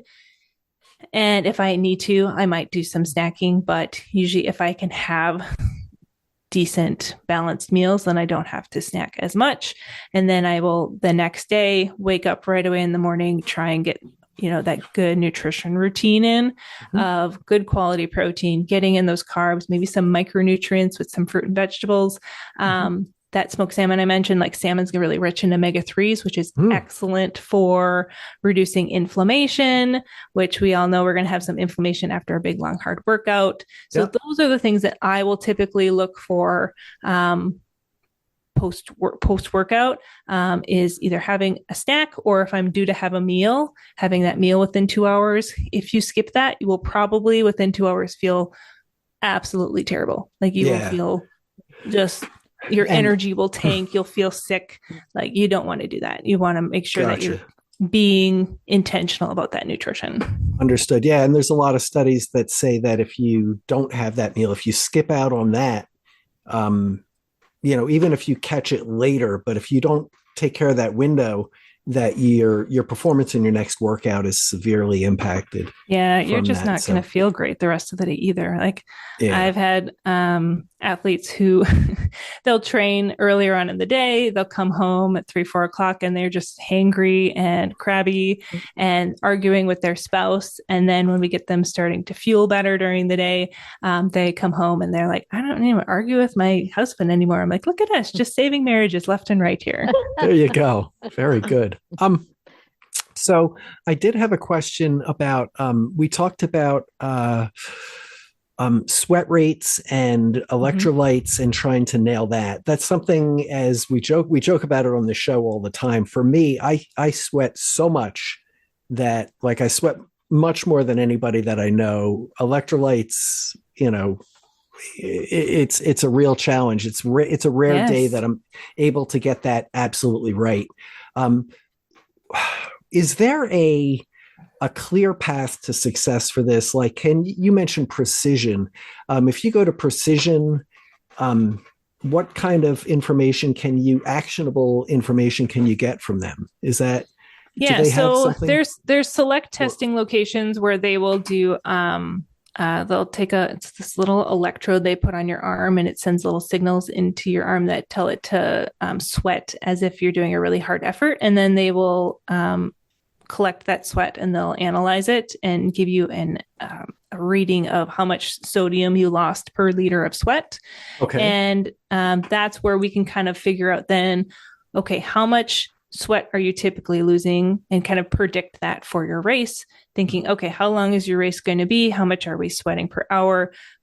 how much do we have to rehydrate you in order for you to not get too dehydrated during your race, and then concentrate your bottles or your packs or whatever you're using to rehydrate, or salt tabs if you're using like aid station cups, and make sure that your concentration of like fluids to electrolyte ratio is similar to what your sweat rate is.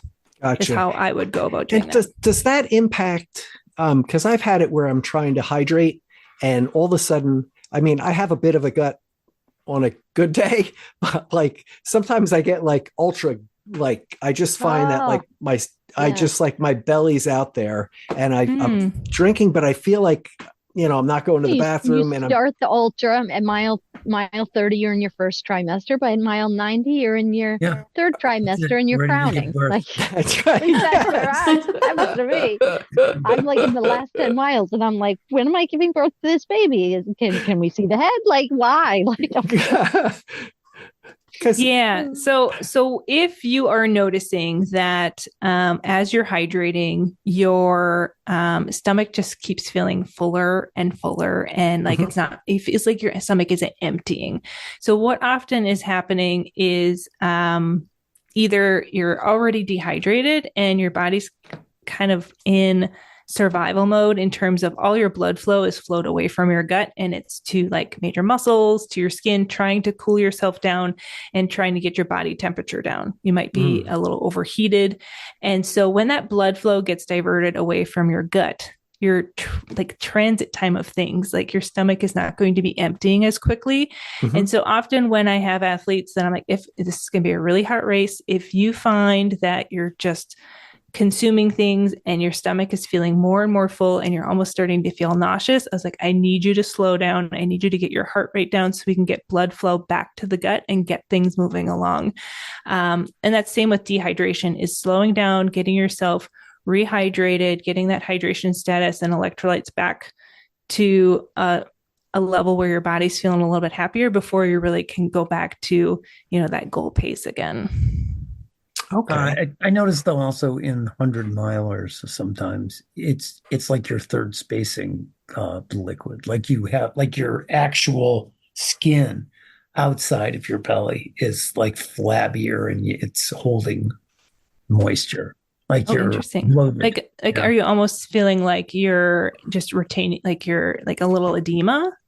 Yeah, I don't feel that way, but I look down, I'm like, well, what happened? Why do I have this? I say that all the time. It's like, I didn't have this morning. Why do I have it now? Yeah, that's definitely happened to me.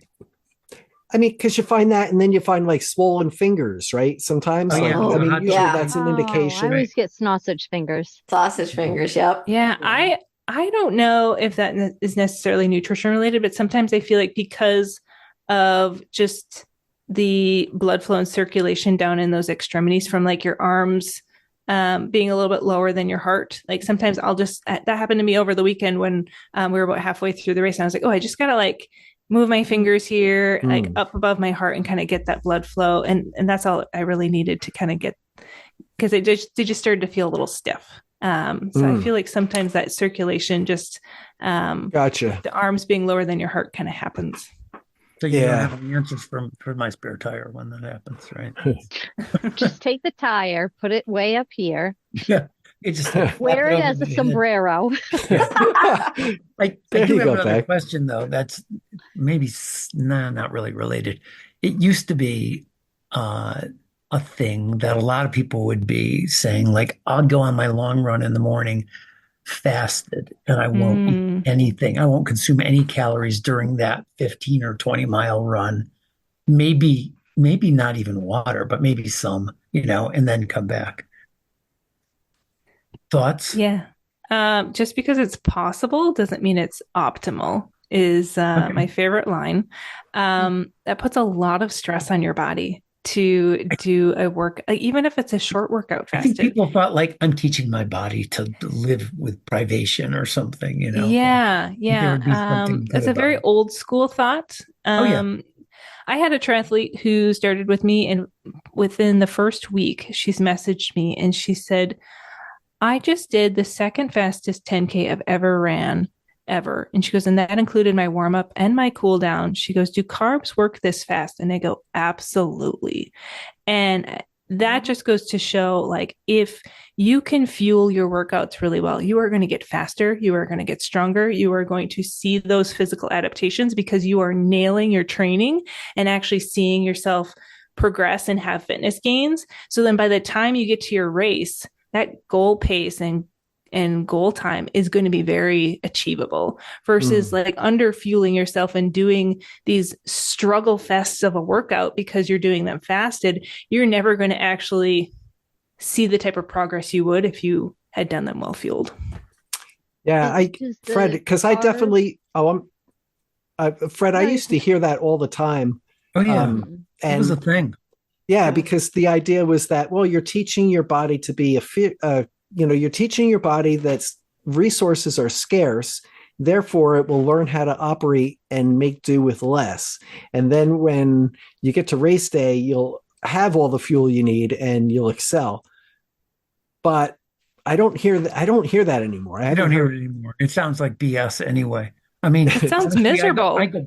I go back to, like, I remember in the early 70s, there was actually a discussion as to whether or not you should take in water during a marathon because it might like upset your stomach. Like maybe you should just be well hydrated and then just run your marathon and don't take in anything. Yeah, that's how people end up in the med tent or the hospital. Yeah, the body's 7/10 water, Fred. It's a lot more than that. Not if you don't drink during the marathon. I don't know. It's about 4. Yeah, I mean, if you talk to like the pro athletes from like the 80s and 90s, like they were peeing blood. Like, I mean, they were putting their bodies through torture, and that's not good, right? No, wait a minute, minute. It's not good to pee blood. Like, let's title this episode that. Yeah. Okay. Okay, I have a question. For intaking carbs, I have the worst stomach that has ever stomached, plus food allergies, plus like I'm a hot mess. So like, especially getting higher in the miles, I can't get down. Like tailwind makes me sick, scratch makes me sick. Like I can't gels once I'm over a marathon, forget it.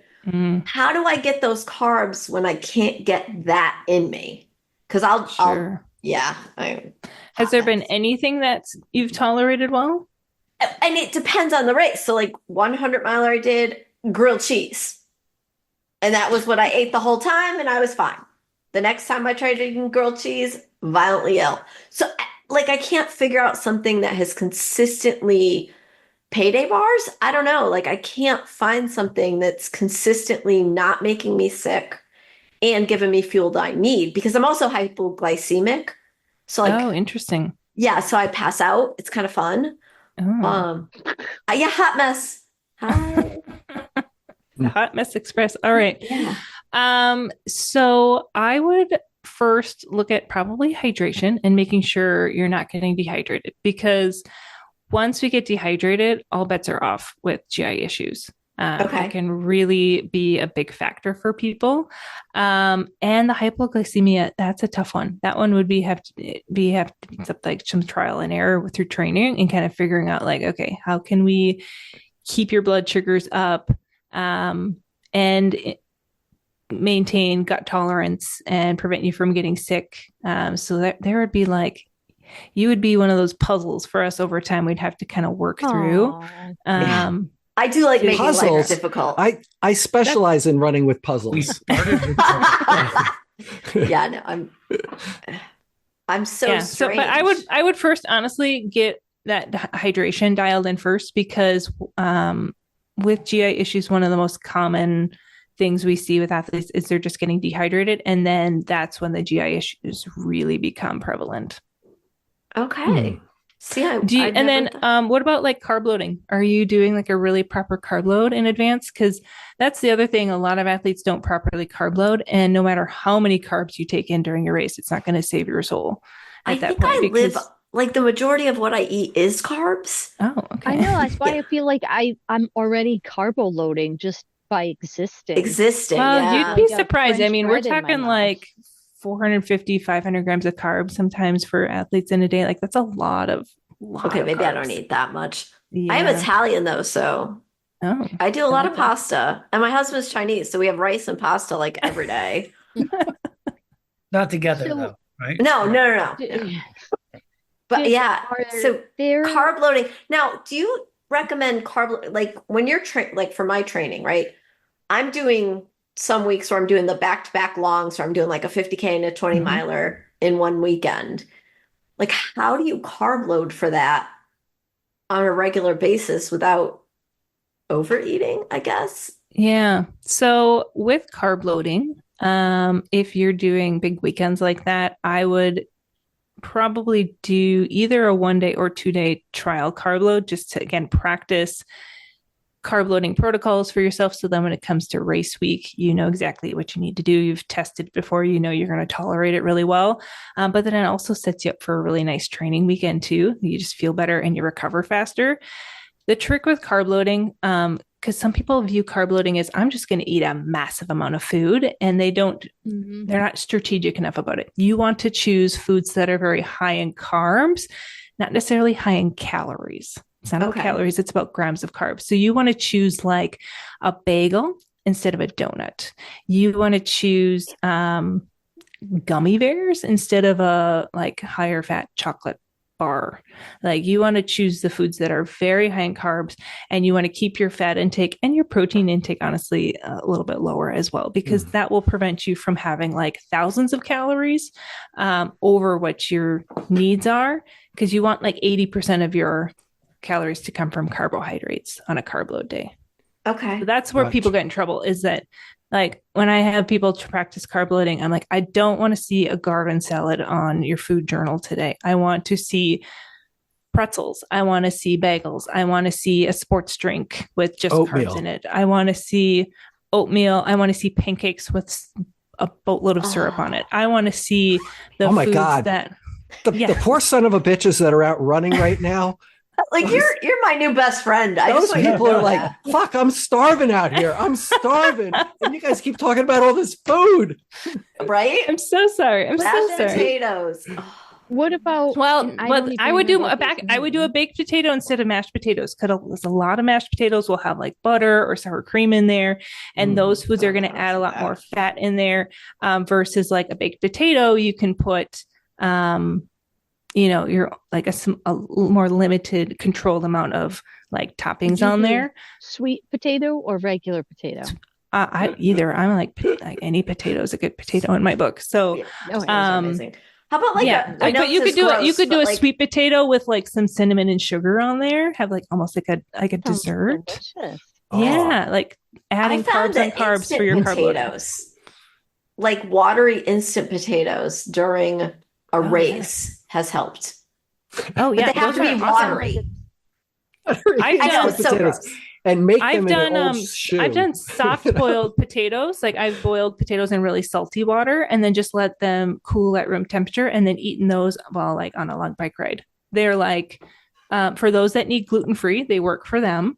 The saltiness and the potassium in there is great electrolytes. Just a nice like steady carb source. So it gives you kind of a nice like steady source of energy. And it's a different flavor profile for people. Yeah, because once I get high up in the mileage, anything sweet, no. Yeah, No. I don't. No. So then, what about like simple carbs versus complex carbs? I don't know. Yeah, you got that right. About that. Yeah. So like simple carbs would be like your sugars, your syrup, like things that are Swedish fish. Yeah, Swedish fish. Yes, I love those. Skittles. Those are awesome. Gummy bears. Yeah. So those are going to be your simple sugars, and your complex carbs are going to be your starches, your potatoes, your pasta, your rice, starchy vegetables, beans, legumes. Those are going to be all more complex carbs. Dates would be another one I've seen some athletes fuel with. So they are going to like dates. They're going to provide a much more slower, steadier source of energy, which is great. The only downside is that if you do have a more sensitive stomach, they are going to take a little bit longer to get broken down and digested and empty from your stomach. So that's the one concern there is so like with the gels, the simple sugars, they get broken down very fast and they empty from the stomach much more quickly. And like those hydration mixes, especially when they're liquid, I mean, it doesn't take long for that to empty from the stomach and get to your muscles where you need that energy. And so I find especially with ultra distance runners, because you are running at a lower effort rate than you would be like at a marathon, you typically, Celeste, you're kind of the exception here. Typically, you would handle and tolerate those in ultra distance running because your heart rate's a little bit lower. Your gut flow is a lot better than it would be if you were, at marathon effort. Yeah. Yeah, because I think about that, and I think I used to do a lot of road marathons, and try and run hard, and I would bring gels with me that I would carry, and I could only drink like a Gatorade type drink maybe once every like couple miles, but beyond like a gel or like those like beans, those whatever, I couldn't the sport beans, yeah, but yet. Now, like having that transition to ultra running, it was such a huge learning curve because I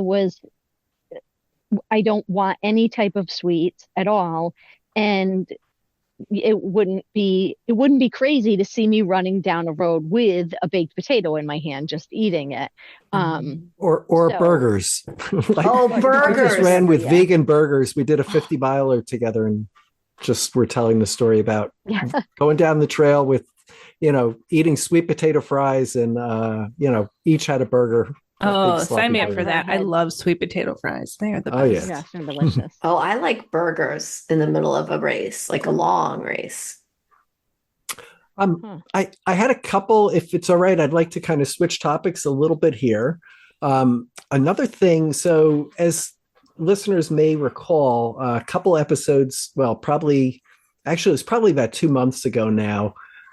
We had the Jester on the show, and at some point I was just recovering from COVID. I think I was pretty much out of it during the episode, and somehow we got into a discussion about sodium bicarbonate and the prevalence. That's like another one of the I guess megatrends, if you want to call it, or something that's getting a lot of buzz, certainly in the community. I think that it's important, and I think it would be helpful to our listeners and to us as well. Alex, I wondered if you might be able to just kind of give us a rundown on the value of that and kind of what it actually is and how one would approach introducing that and what the concerns might be with it. So that's something to talk about. Well, I mean, sodium bicarbonate is basically baking soda. What we've had in our kitchens, bakers use it. It's a leavening agent for baking. But it's actually been used in sports for a while. But the biggest barrier of using it is the GI distress that it can potentially cause. But the reason why people would use it is it acts as like a buffer in helping clear that lactate that gets built up in our muscles. That would cause, when we get lactate buildup, you get that kind of burning sensation and it impacts performance. And so that accumulates in our bloodstream at an excessive amount. And so that sodium bicarbonate will help with acting as a buffer and adjusting that pH level in our blood and helping with decreasing that feeling of fatigue is what it achieves. And the research is really strong with more of like the short, like high intensity, shorter duration, more power-based sporting events, but we're still needing more in the endurance sports, but there is definitely some performance benefit that we've been seeing. There are some products out there either in like powder or capsule form. Now it's becoming a little bit more popular. I think the most well-known one right now, just because of marketing purposes, is the Morton's brand. have any of you tried Morton's sodium bicarbonate? I've not. I've certainly heard about it, and you know, Yeah, but it's no. basically they give you this bowl and these little capsules. It's kind of these sodium bicarbonates in these capsules. And how they get around the GI issues is they put it into this. The only way it can be described is like a mucus, and so it's like it's very Sounds very good so far. Yeah, I know, right? It's like it is not palatable at all. It is one of those things that you just have to like choke down. I have not tried it.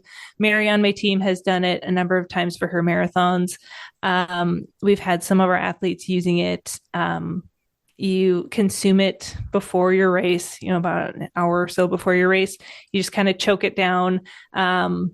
And it is also a very high dose of sodium. So the other factor there is if you are a very salty sweater, you are basically preloading with a massive amount of salt, and you don't really have to worry about consuming a lot of electrolytes and sodium during your race because you've kind of already preloaded with a very hefty dose too. So there's another little like factor in there.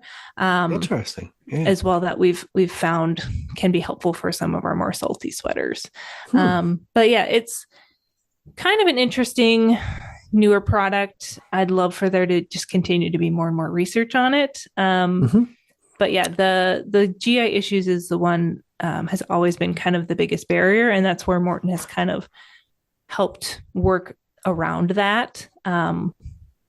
With that, gotcha. That one issue. So, yeah, no, that's really helpful. I know that to me, the part that kind of puzzled me a little bit is that whenever you talk about lactic acid, and we all know that it's not truly lactic acid, it's probably something else that's going on where that is present. So, not to split hairs here, but, you think about LT workouts, lactate threshold workouts, and generally that's down around a half marathon pace, a little bit faster, comfortably hard pace to kind of get you to that. So that being said, I start to wonder the benefit of that during a slower race where you're not near at that effort, right? At 100 mile or 50 mile. We've typically only had our marathon or half marathoners use it, or like some like shorter distance triathletes. I don't know if we've had, I'd have to talk with Mary if she's had any of her ultras use it.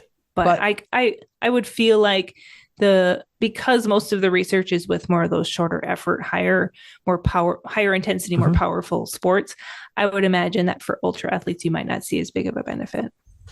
Yeah, but I think I would equate like the Tour de France guys. I mean, going at it day after day, all those efforts, and certainly that's something that we're hearing is happening there.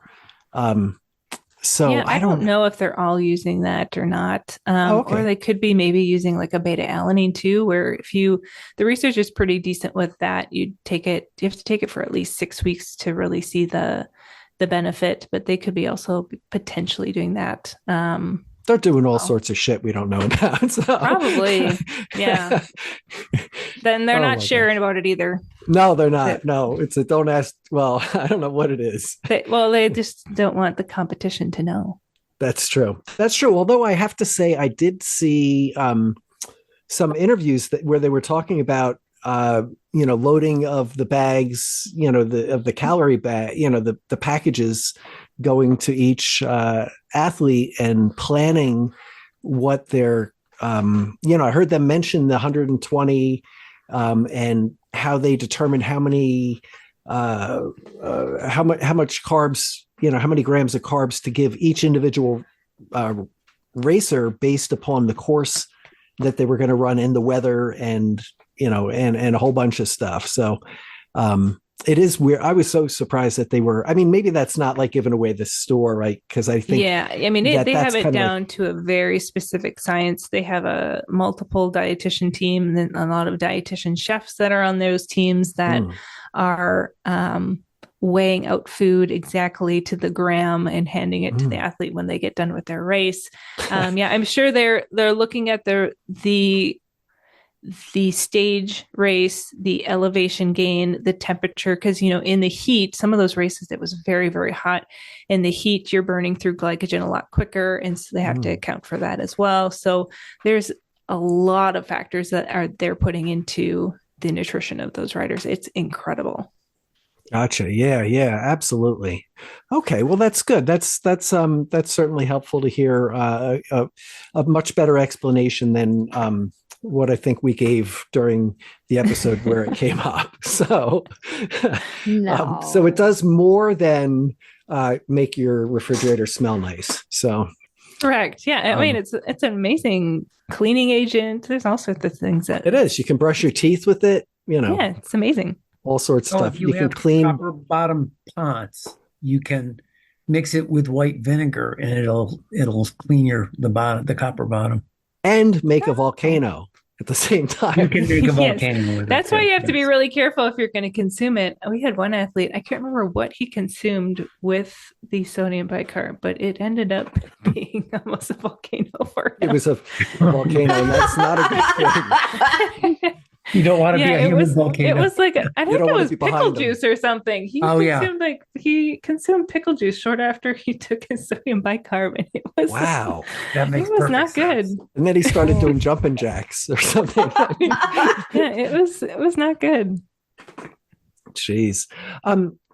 So there is one other thing I wanted to talk about is that I know so athletes, and you can tell me whether I'm crazy about this, but like athletes run into a lot of the same issues that the general population does with weight and things like that. Like certainly we always hear about the athlete who is underfueling, cutting calories, trying to make weight, a lot of pressure, especially like some collegiate athletes and, people who are getting in the professional game. And then after that, people cutting weight, running into bone density issues. And everything's slowing down, like your metabolism. Yeah. So that's the one part, right? And then there's the other end of the spectrum, which I find myself, I'll tell you, I find myself on where like all of a sudden, like I haven't changed anything that much, I don't think, but like all of a sudden I'm like not at my racing weight, and my racing weight now is well in the rearview mirror. And like it seems like as I age that it seems like it's harder and harder to get a handle on it. And like, the idea, like, you try to read something on nutrition and weight control or balancing of that. And it's just like, it's an insane asylum reading what's out there, count your calories, don't count your calories, eat carbs, be a vegetarian, be a lazy vegan, be a, eat only meat and all these different things. And like, how is one supposed to approach this as an athlete? Like, how do you begin to, approach this? Yeah. And so this is honestly over the past, I'd say year and a half, become kind of a specialty of mine and my teams is helping endurance athletes improve their body composition in a way that doesn't just tank their performance in their running. Because that's what we often hear is, oh, I tried to lose some weight and I wasn't able to do my workouts anymore. My energy levels were so poor. Like I don't know how to make it work and do both.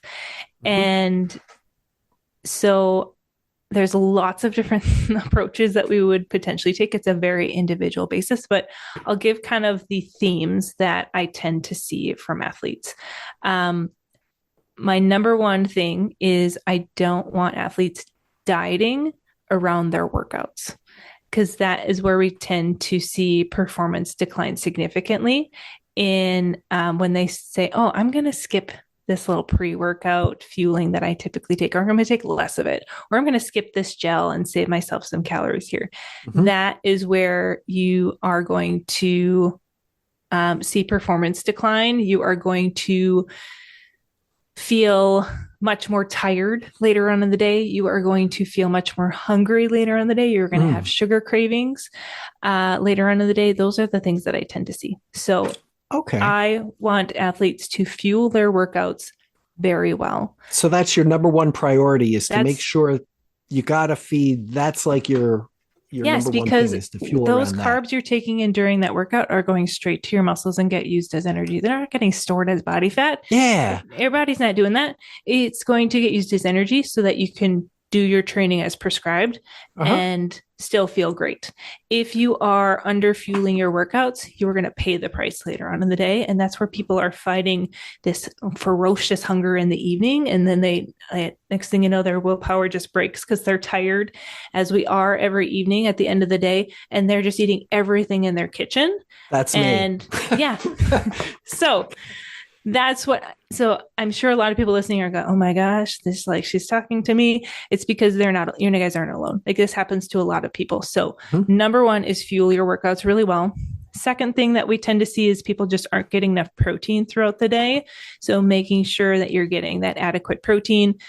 I see a lot of athletes that skip meals. When you're skipping meals, you're going to have to make up that nutrition elsewhere. And it's really hard to get enough protein when you're skipping meals. So if you're working out in the morning, finishing up that workout and having a very protein rich breakfast to start out your day helps regulate appetite for the day, helps with recovery, and it helps you start getting that, hitting that protein target by the end of the day. And you start out with a nice protein rich breakfast. Same thing with lunch. Most people, they'll have a half of a sandwich or a protein bar, or maybe just a light salad. I'm like, that is not a lunch. That's barely a lunch. We need to make sure that you have much more substantial meals in order for you to get the nutrition you need and not finish out your day starving and having that kind of binge where you're just having this ongoing hunger all evening long. Okay. All right. So a good lunch might be how about peanut butter and jelly? Is that a good lunch or not so much? You could do a peanut butter jelly, but I would add a Greek yogurt or a cup of cottage cheese or I would make it a meal and not just a peanut butter and jelly that's going to get you maybe 5 grams of protein, whereas I would rather athletes are having 30 grams of protein at a meal.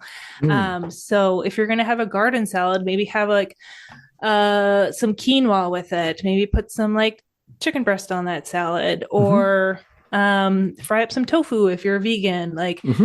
Really make it a meal. You will feel so much more satisfied. You're going to have better energy throughout the day, and you're going to, in the evening, be satisfied and just go to bed.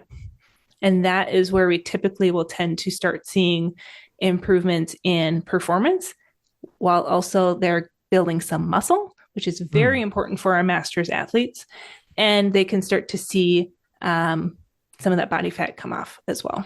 Oh, and the cellulite that just... Well, that's more genetic. I can't help with the cellulite, but where it's coming, it's just where I'm why? Why is this here? It wasn't here yesterday, and it's here today. Well, anyway, do you follow Alona Mar on Instagram? She's the rugby player from the Olympics. She weightlifts all day long. She's 5'10", 200 pounds and just solid muscle, and she has cellulite on her legs, and she's like, that's just what I have. She goes, and I weightlift all day long, and I'm I'll kick your ass. She will kick your ass for sure. Yeah, she will. Yeah. And so she talks all about body positivity for women, and she shows her cellulite, and she's like, this is my body and this is how it is. That's so cool. It is amazing. And when you say about the not skipping meals, do you suggest multiple meals a day, beyond the breakfast, lunch, and dinner? Are you more have 4 to 5 meals a day and not do the snacking? I think it depends on the athlete. For some of my athletes who have massive calorie needs, if they're training really heavily and they need 3,000 calories a day, they're going to need to do some snacking in order for them to get enough.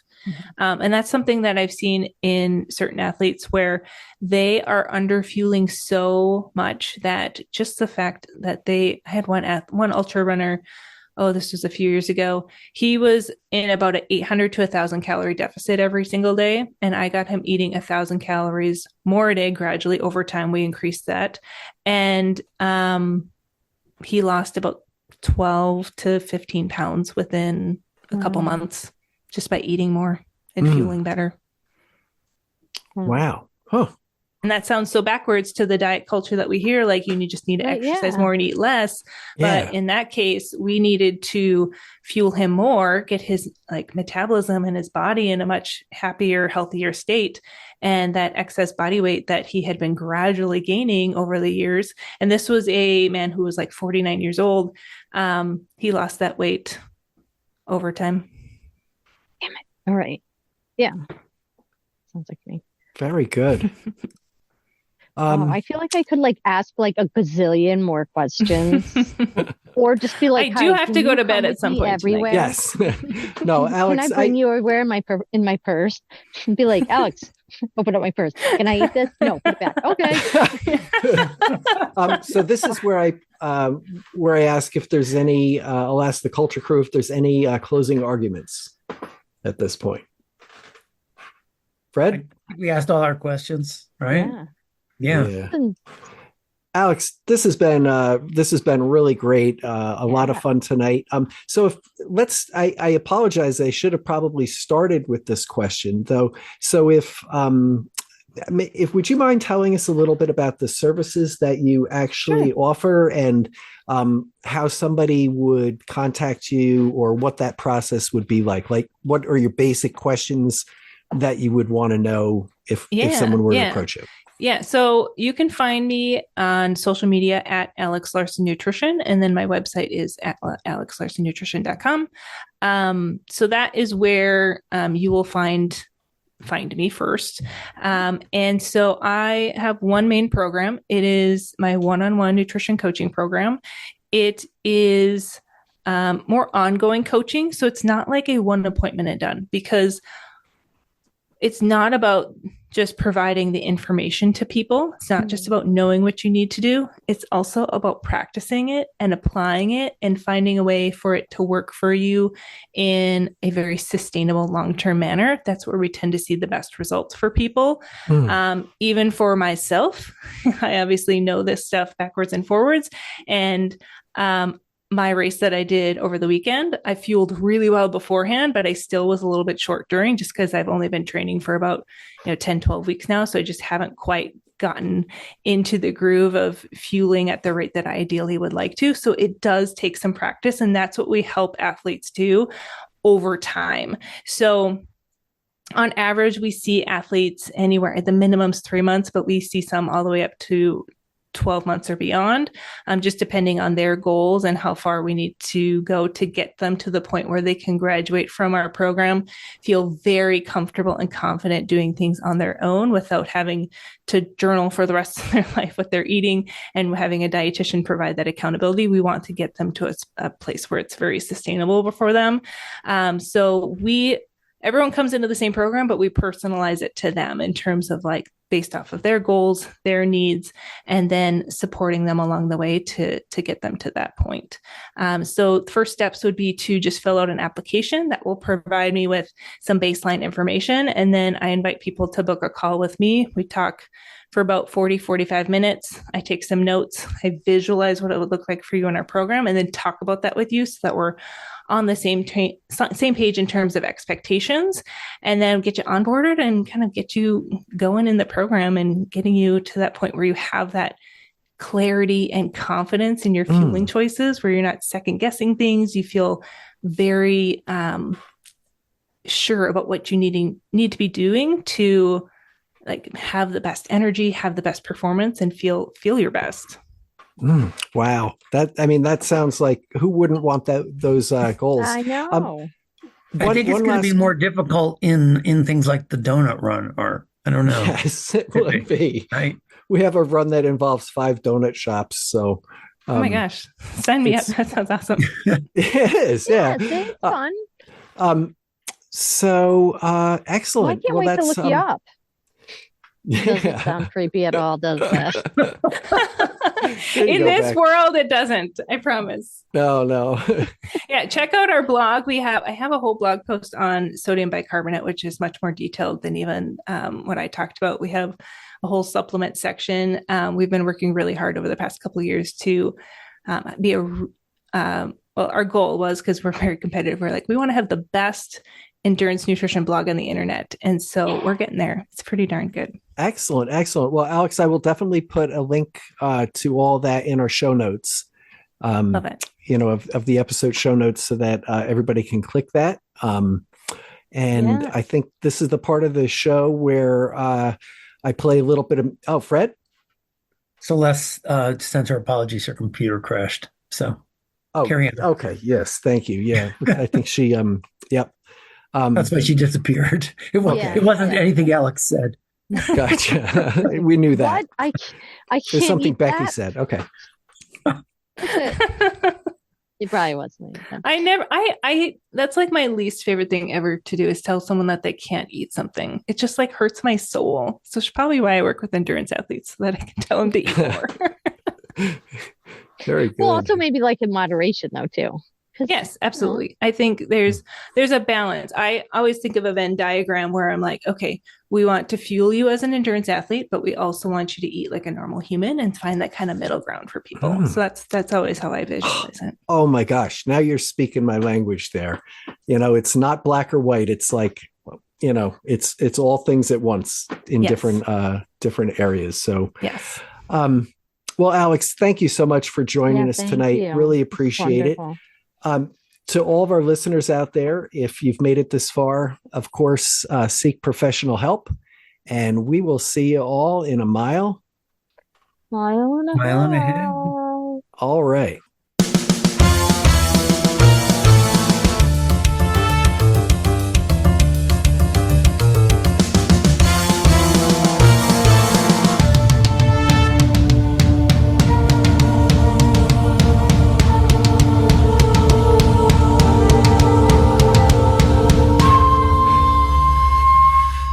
All right. Those are my jazz hands. That was my jazz hand dancing. Becky, that was so incredible, because the whole camera was dancing as you were doing that. So everything it was quite I the was visual moving there. my body. Yeah. Yes. Yeah. Sorry about that.